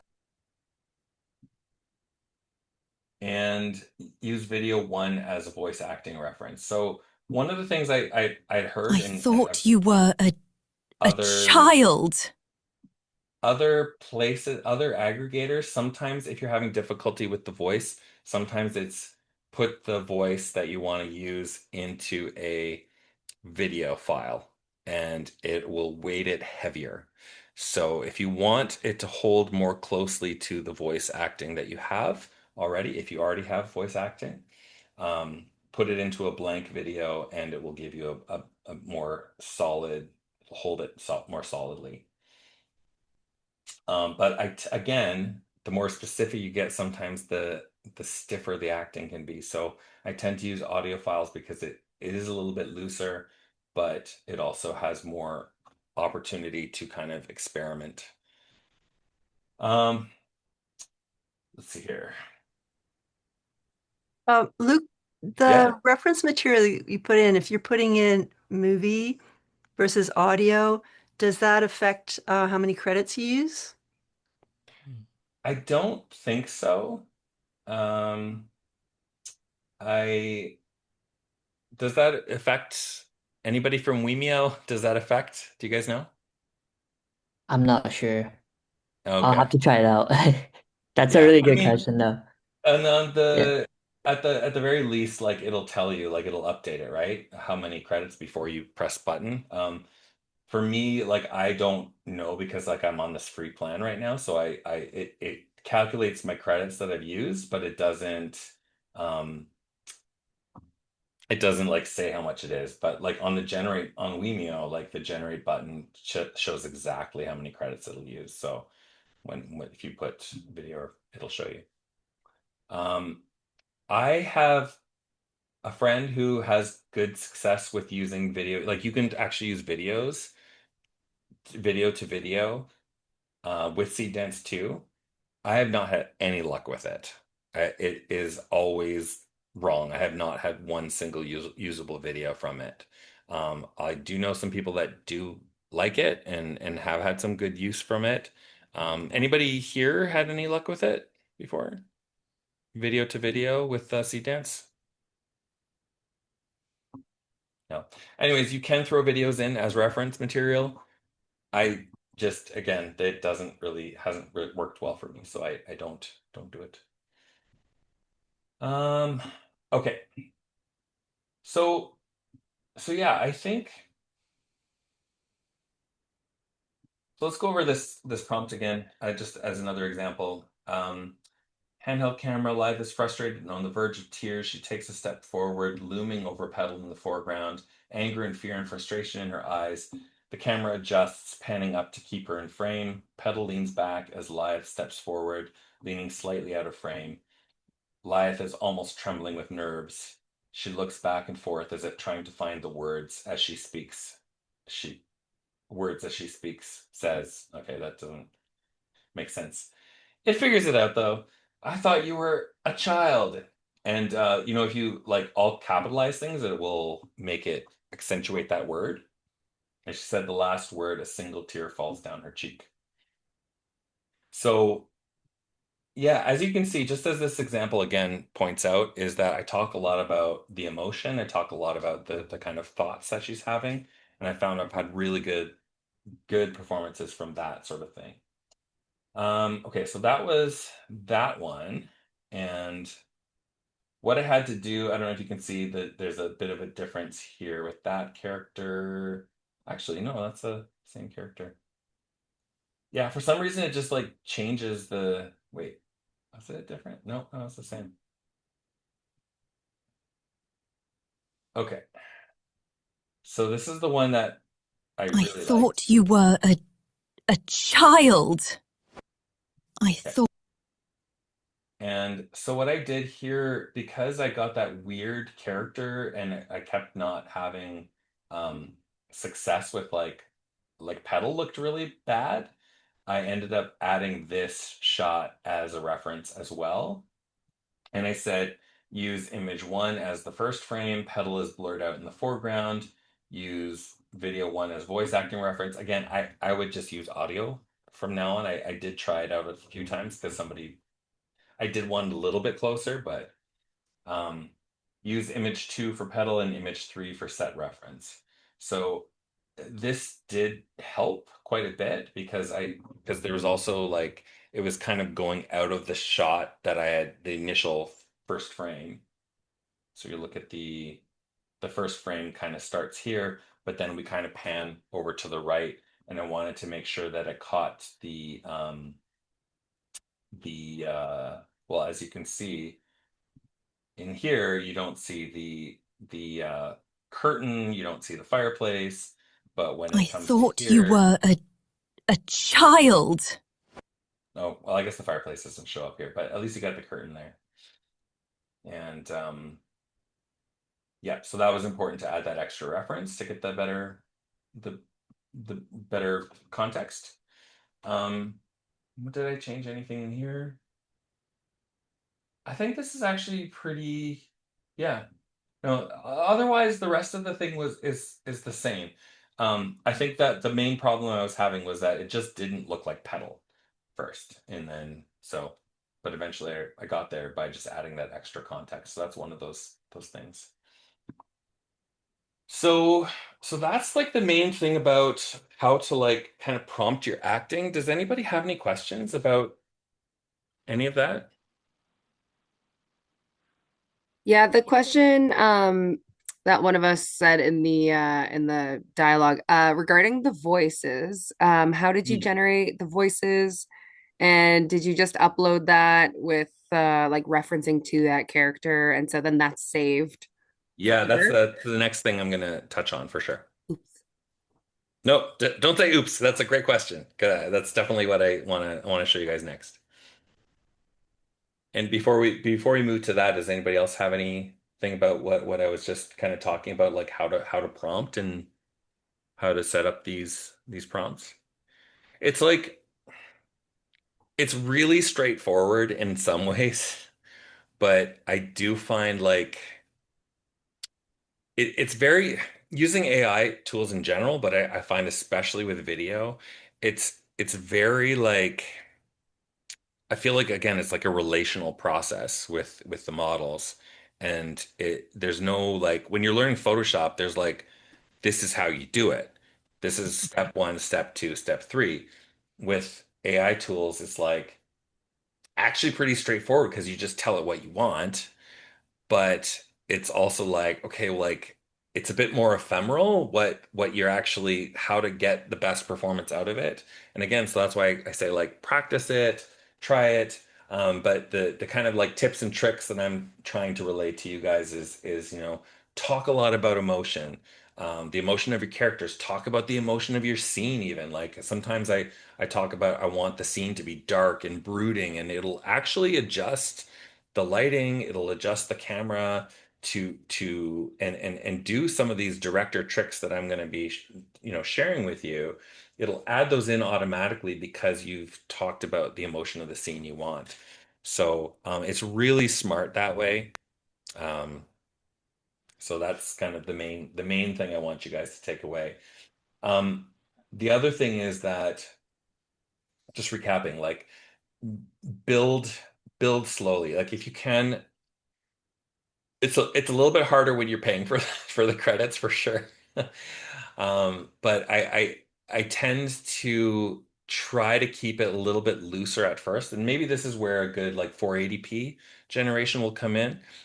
Keep your prompt a little bit like looser, not as prescriptive, and kind of see what it does.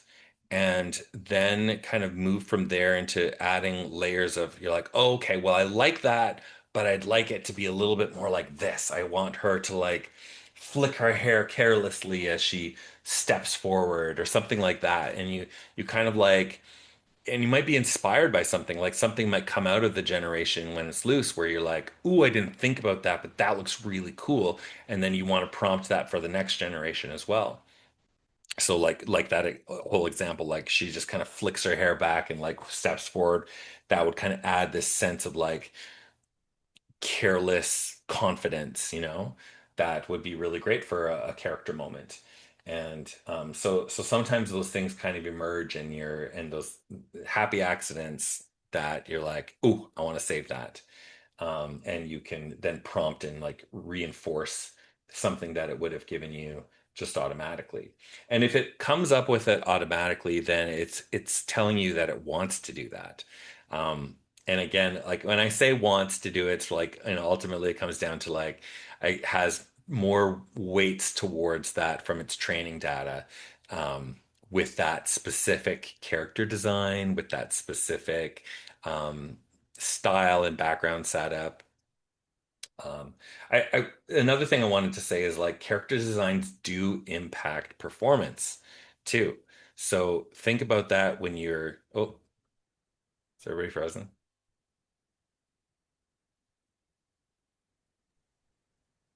I can still hear you. We're Hello. We're here. I can you guys look all Hear you. frozen to me, but can you still hear me? We can hear you. Yes. Yeah. Okay. Am I video You're not frozen. frozen? No frozen. Oh, okay. Zoom just crashed for a sec there. Hmm. Anyways, you guys are back, so that's fine. Did you miss anything or nope. no? No, Okay. we're fine. Okay, cool. Everything just kind of crashed all of a sudden. I'm going to stop sharing here Yeah. for a sec. Ask a Um, question. yeah, go ahead. Okay. If you're, I guess, frustrated with the results of the character performances that you're seeing with the text prompts, and you think, well, shit, why don't I just grab my iPhone and have myself and my daughter or a friend just, you know, perform it against a white wall with an iPhone or something or a professional camera. Can that be more helpful for instructing the AI to generate that with the animated character? Yes, yeah, absolutely. Now, I haven't actually done that myself, but I am working with some people that have done it and they have had really good results. So yeah, that's where the video to video could be useful. So if you have like a video of yourself acting, performing, and you throw that in with an image of the character you want to attach that to, um, that's a great way to use video to video. What I've heard other people do is like they kind of like put a video in that they want to change a certain something, like they really like the overall performance, but they don't like this one thing that the character's doing, so they try and change it, and they'll add like a image reference of what the change that they want, and then they'll do it. And I have not had any success with that. I've done over a dozen generations trying that, and I just have not had any success. So I'm not sure what it is about my process, but it's very, even with other people that do use it, does seem to be pretty hit and miss. But what you're saying does seem to work pretty consistently. So yeah, style transfer or character transfer, motion capture, AI motion capture, whatever you want to call it. Yeah. Um, yeah, so what I was also saying is how characters will inform the performance as well. So um, yeah, so getting a good character, testing a character out, like if you have the time and the capability to try testing a character out before you get into like full production mode, that can be useful too, and maybe tweaking a character. With Hazel, the orc woman, I had to play with her initial design because she kept acting and looking like the as the animation would progress, she would turn more and more into uh what's her face from Shrek? Um, the Fiona? Fiona, yes, thank you. Okay.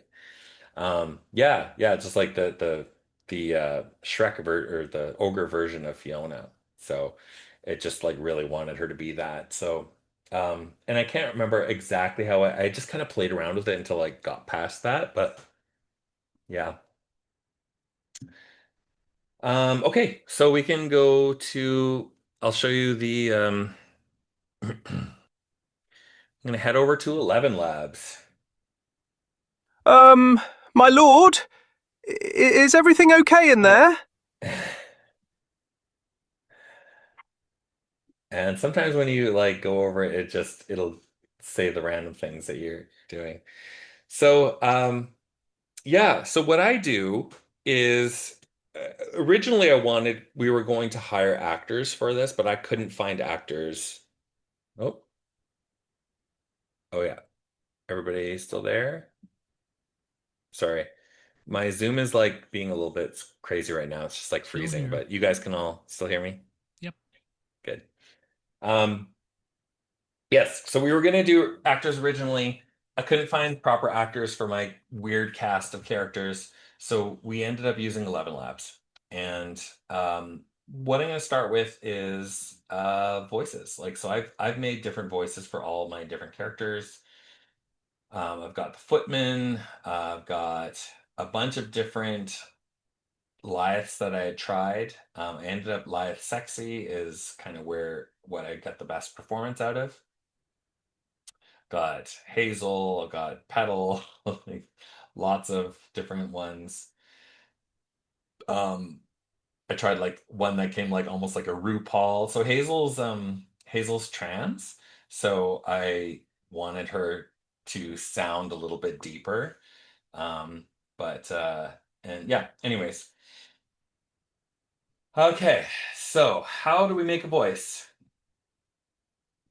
Voice design. So this is ElevenLabs. It's the best kind of quality um, for making voices and doing text to voice. You can also, they just released a dubbing thing, which allows you to take performances from AI like Dance and actually dub a voice to sound to do this exact same performance, but in the new voice the specific voice that you want. Because one of the things that a lot of people, if you're not aware, is that you could have that same character in Seed Dance, do like 5 generations and get 5 different voices out of it. Usually not. Usually it'll be fairly consistent because it'll like look at the character and kind of decide what that character sounds like. And it's like often like with Lyeth specifically, if I don't put a voice in, it'll give her just a kind of posh London accent a little bit. I don't know, because she's a tiefling. I don't know why. She's fantasy, so but what I like to do here is yeah, we'll we'll do a voice. So I am not feeling very creative right now. Anybody want to give me a character? Any character ideas?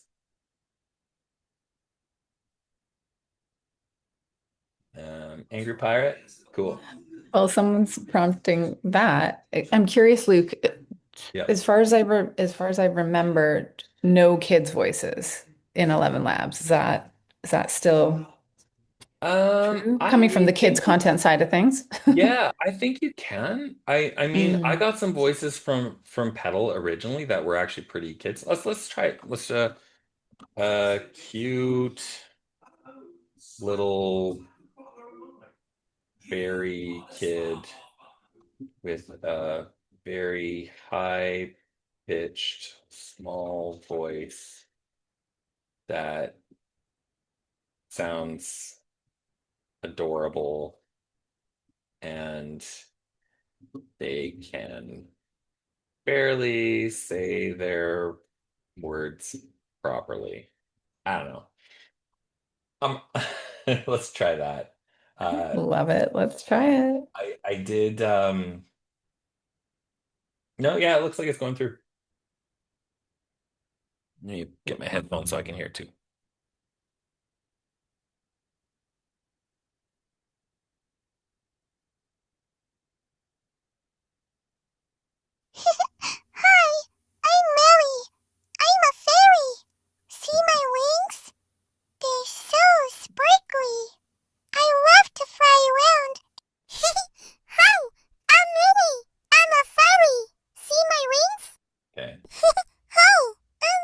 pretty similar. Okay. So, let's okay, cute little fairy kid with let's try something a little bit more original with a gruff voice that is high pitched but sounds like they are a smoker. So actually not gruff, Like a gravelly. I like that. raspiness. Sorry? A raspiness. Oh yeah, that's great. Raspy voice that is high pitched but sounds like they are a smoker. They are mischievous. They Inspector Clouseau. I don't think you can actually it's like there's some protections around IP infringement. So subtle French accents. Okay, let's try that. Oh, I forgot. Interesting. So yeah, I guess What does it say? it I'm says gonna guess it's because of smoker. maybe. I took out kid, so let's see. Maybe it's smoker, kid, and smoker together. Basically, it said it wasn't going to let me go through the content filter because it violated their policies. It is 8 o'clock, but I'm going to continue on. If you need to leave, this will all be recorded. Don't mind my voice. It's, a long story involving a dragon and a rather strong pipe. Bonjour! Don't mind my voice. It's, a long story. Bonjour! Don't mind my voice. It's, a long story involving It's a a little bit more dragon gravelly. and... Okay. So yeah, you can get that. Anyways, you could select the voice. Gruff fairy. You got to put the value as English. Whoops, that's E. And save the voice.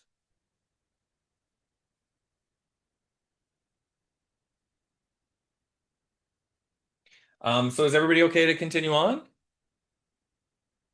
Mm-hmm. Cool. If you need to leave, again, this will be recorded, but Okay, cool.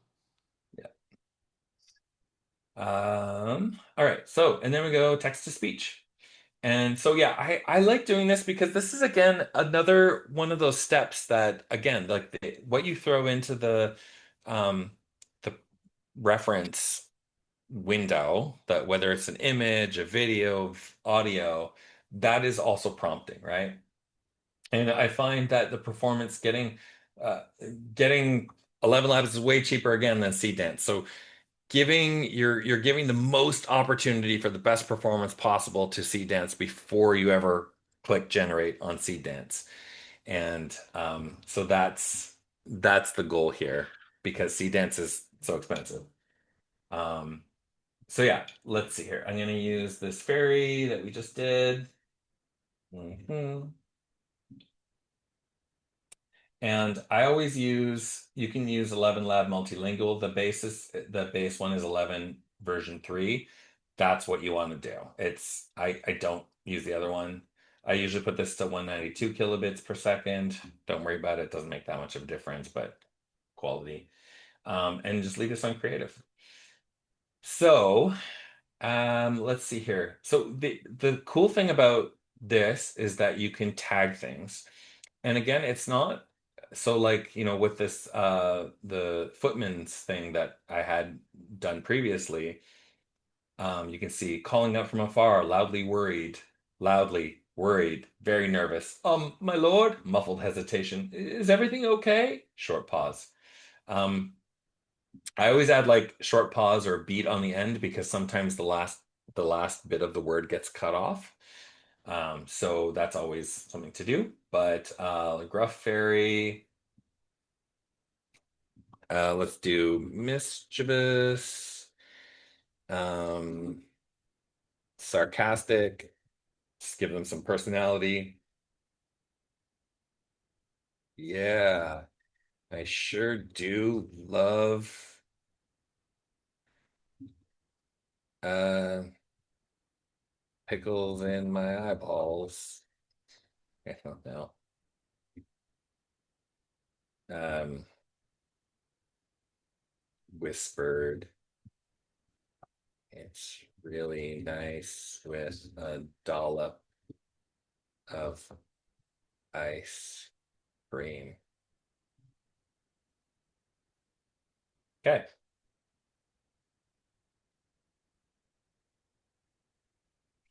Oh yeah, I sure do love pickles in my eyeballs. It's really nice with a dollop of ice cream.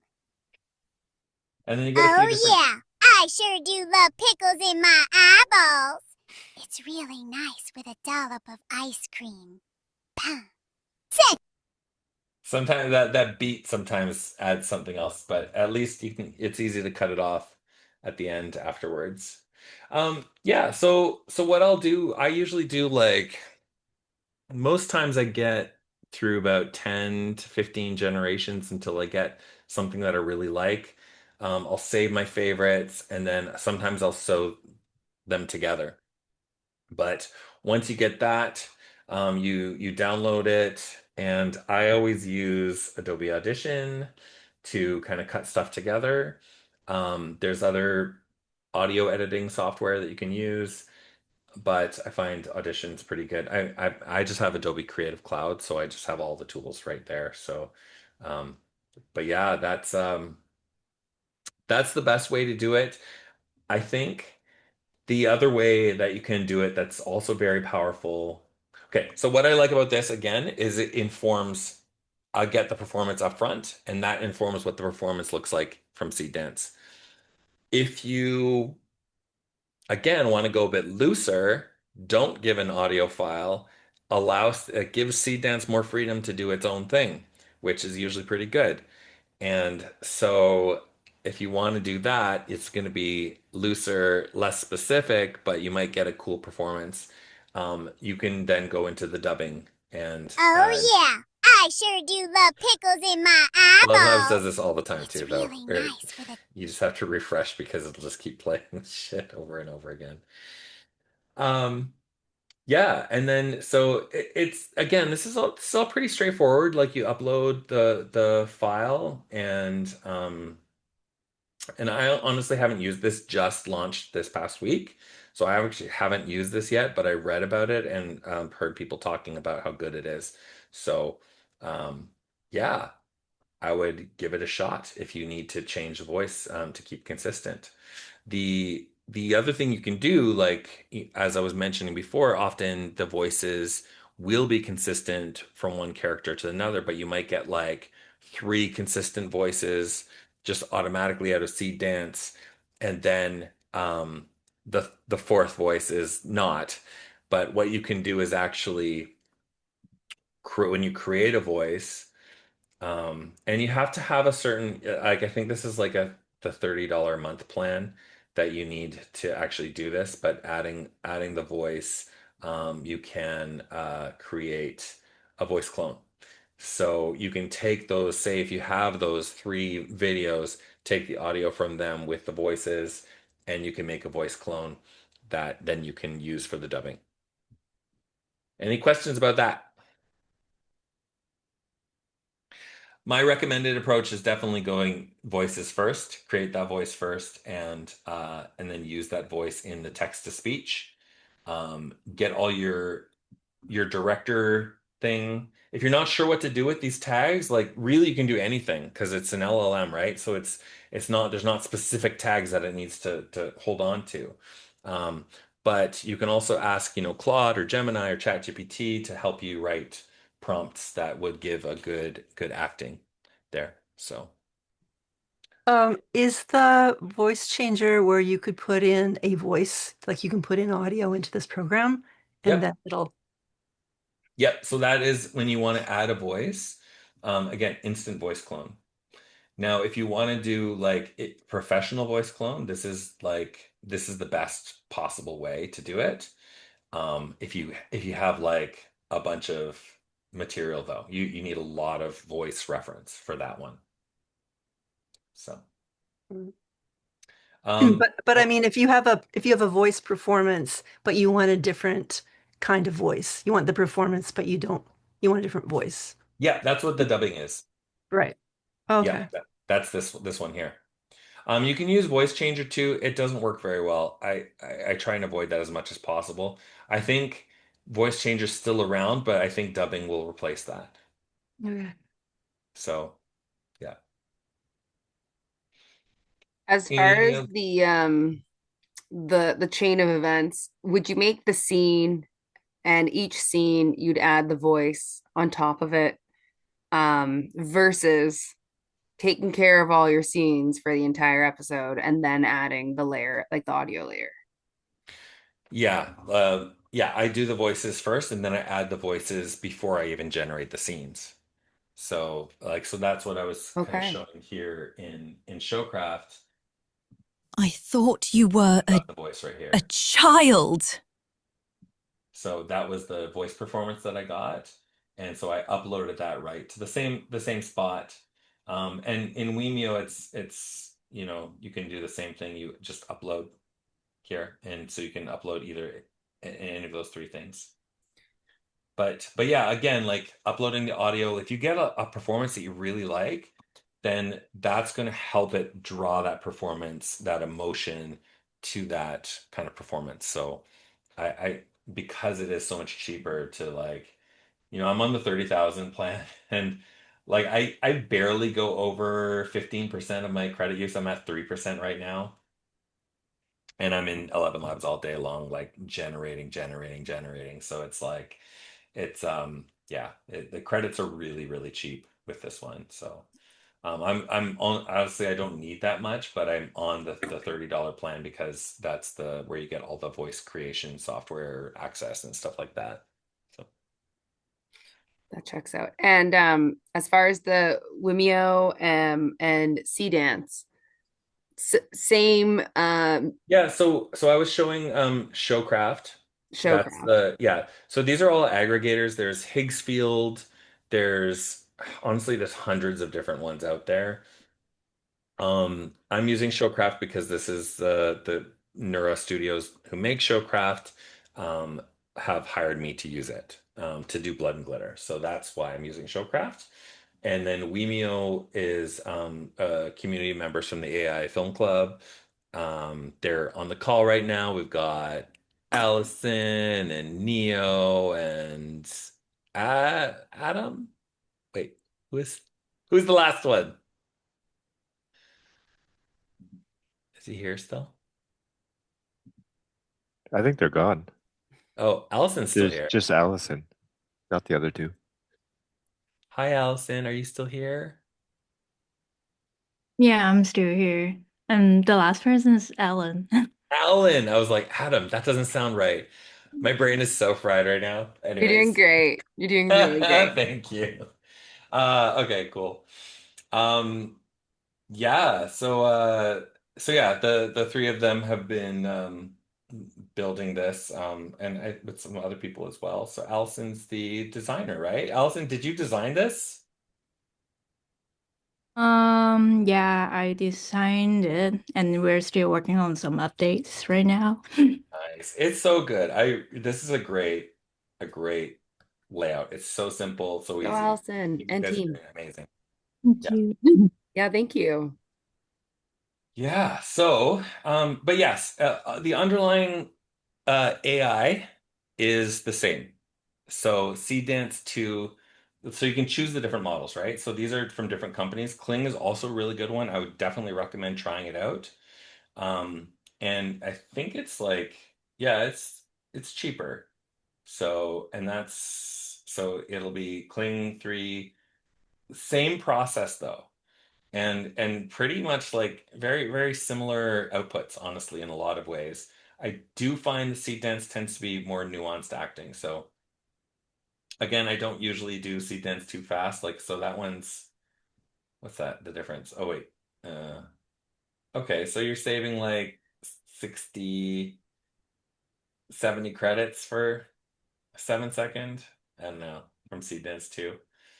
But yeah. Between Seedance 2 Fast and Kling 3 Omni, which cost the same credit wise, I would say go with Kling 3 or yeah, Kling Omni.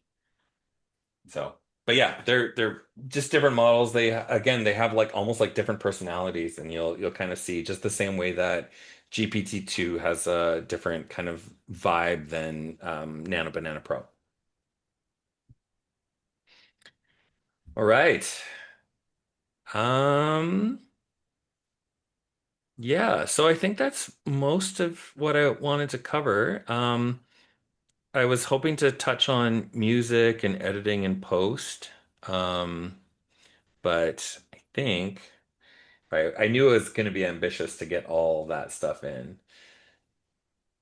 What I'd like to do for next week is um, basically continue on, get your animation done, try and get it together, um, try and have something for next week to show. This is last cohort we only did 2 sessions, and they were like 3 hours long instead. And I mean these ones are tending to go 2.5 hours long anyways. So, but yeah, it was just too much to fit in. But the review session, I think, was really good because then everybody can show what they've done and we can kind of talk about like what were the struggles, what were the victories, and share with each other like what what was working, what wasn't working, and what you'd like to do better next time. And then I usually can weigh in and be like, oh, if you want to do that scene better, this is how I would approach that because I've had a lot of experience so far. So yeah, pretty much been doing this full time since January. So that's yeah, it's kind of crazy going from um I mean the it's really just been this past month, I think, where the industry's really en masse starting to shift to accepting AI as a legitimate tool for animation and film in general. So it's good timing because the industry is struggling very, very much. So, yeah. Um, yeah, so anybody have anything they want to talk about the homework at all before we sign off?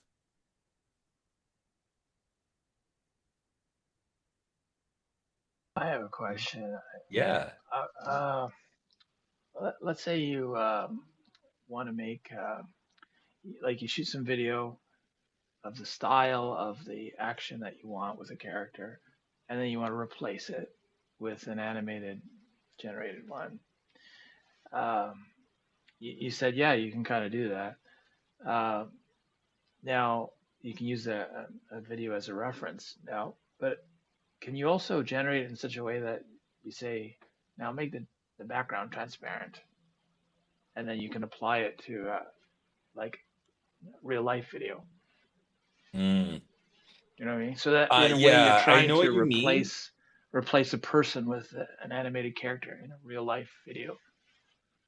Yeah. So you just want, sorry, you just want like an animated character in real life? Is that what you're saying? Yeah. So like in my case, I want to animate robots. So I could film an actor making a robot scene, and then I would instruct it to create that character as an animated robot, and then generate it with a transparent background, and then add it to the real video again later on. Or something like Yeah, that. you wouldn't generate with a transparent background, I don't think. I mean, there's probably a way to Okay. do that. I think what you would do is like just do video to video, in which case you just say, I just want to change this character. So you maybe do first of all go into Nano Banana Pro or GPT-2 and replace the character that you want. So if you have a live action character that you want to replace, right? Yeah. Yeah. So replace that character in in the image like the just like a single still from your video that you have from the live action video. Replace that character and then do video to video, like add the video and add the new Nano Banana image where your character's been replaced with a robot, and then say replace this character with the robot, but keep the acting the same. Okay. Now, if you're having include a clean plate too. what, Rick? Sorry? You could include a clean plate as a reference image as well. Have your scene without any characters in it. Right. If you're shooting in an office or whatever, just take a shot of the office. Yeah, and I suppose it would make a lot of sense to just keep the frame, don't move the frame, just have a static shot. It can work even if it's moving. If you track the camera and put some planes in your scene to match the perspective.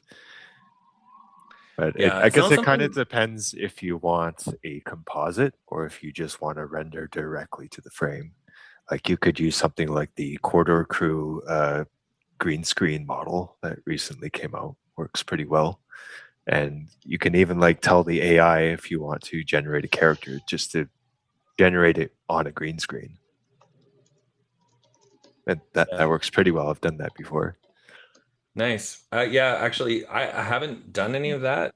My approach would be just to basically replace the character in Nano Banana Pro with the character you want, and then throw it into video to video and say replace the character and then done. But you're going to get some degradation of the live action footage, and which you might not want, but then you might like kind of mask it out later. It's maybe not the cleanest way, but definitely if sounds like Puma has some good ideas. I know Puma's like a tool head, so that sounds really awful, but Oh, it's nice. It's a compliment for people that like it tools. is meant as a compliment. He knows way more about tools than I do, so yeah. And Felipe, you use Comfy as well, right? You're into that? I do. Yeah, I'm still learning it though. Yeah, I've only played around with it for a month or like 2 months. Okay. Yeah, there's a lot to learn there. Yeah. Anyways, great questions to talk about more in our chat, like and test stuff out. Like definitely I know some things, but that's not one of my live actions. I've done some live action work in the past, but not with AI yet. And Kevin Friel's also really into that, so he's a great one and such a super sweet guy too. So if you have any questions, like reaching out to Kevin, he's pretty busy, but also he might be able to respond back. But yeah. I just have a quick question for expectations for next week. So we have the character sheets. That's the first and foremost that you're going to use to generate any motion. And then you have your scenes cut out and your storyboard that you input into the things, correct? Yes. So next week, I'm hoping we can have some animations to share with each other. But it's really like, this is not like school. So, just learn at your own pace. Like if you have time to get there, great. If you only have time to get to character sheets and some scenes, also great. So don't stress yourself out. The way we've positioned these courses is so that everybody has an opportunity to submit what they create in this uh, course to the AI Film Club features that we show at the film club. So that's going to be on the 11th. And so basically, next Monday is the 8th. So if we have it done by Monday, maybe there's a few little changes you can make on the 9th. And then the 10th is when they need to be submitted, last like 10th morning, basically, hopefully 9th in the evening even, so that they can be presented. But the theme is retro. It has to be in the retro theme to be presented at the meetup. Anything retro. It's wide open. Whatever retro means to you. Can Probably we our just most take wide our final open picture and ask it to make it retro? Yeah. A Or just single whatever frame? it is. Well, just take your whole video and say, make it retro. Yeah. Or just have like a sign that's in retro style, and that's like the input. It's check. This is probably our loosest like prompt challenge ever. We did zombies last month. Um, we did ASMR before that. We did ad, any kind of ad before that. So Like, oh, advertising, not like an advertising. an ad sign. I did a toilet paper ad where an orc killed a bunch of people. You and orcs, eh? Fantasy I man. like fantasy. Yeah. I always do fantasy. So yeah. Orcs and kill. I love the zombie one with the brain restaurant. Yes, like that was the good. Wendy's guy. Yeah, Robin. So yeah, Robin was in our first cohort, and he did the zombie one with Little Bites. It was called. Is like a Wendy's style restaurant that was called Little Bites, which was pasture fed kids that kids brains from kids. It was like super cute, but also kind of disturbing. It's great. I loved it. Well, thank Great. you so much for today. It was really informative. The Great. I'm screen glad. sharing's And awesome. we have the chat. So if there's any questions that come up later as you guys are working, please just throw it in the chat. I try and stay on top. That's like my main priority, that chat during these weeks that where it's the course. So please don't hesitate to ask. And anybody else has any answers, like this is again a group that I want us to develop where we can share and like yeah, help each other out. Sweet. All right. All right. Take care, everybody. Next week. Have a great week, everyone. Bye.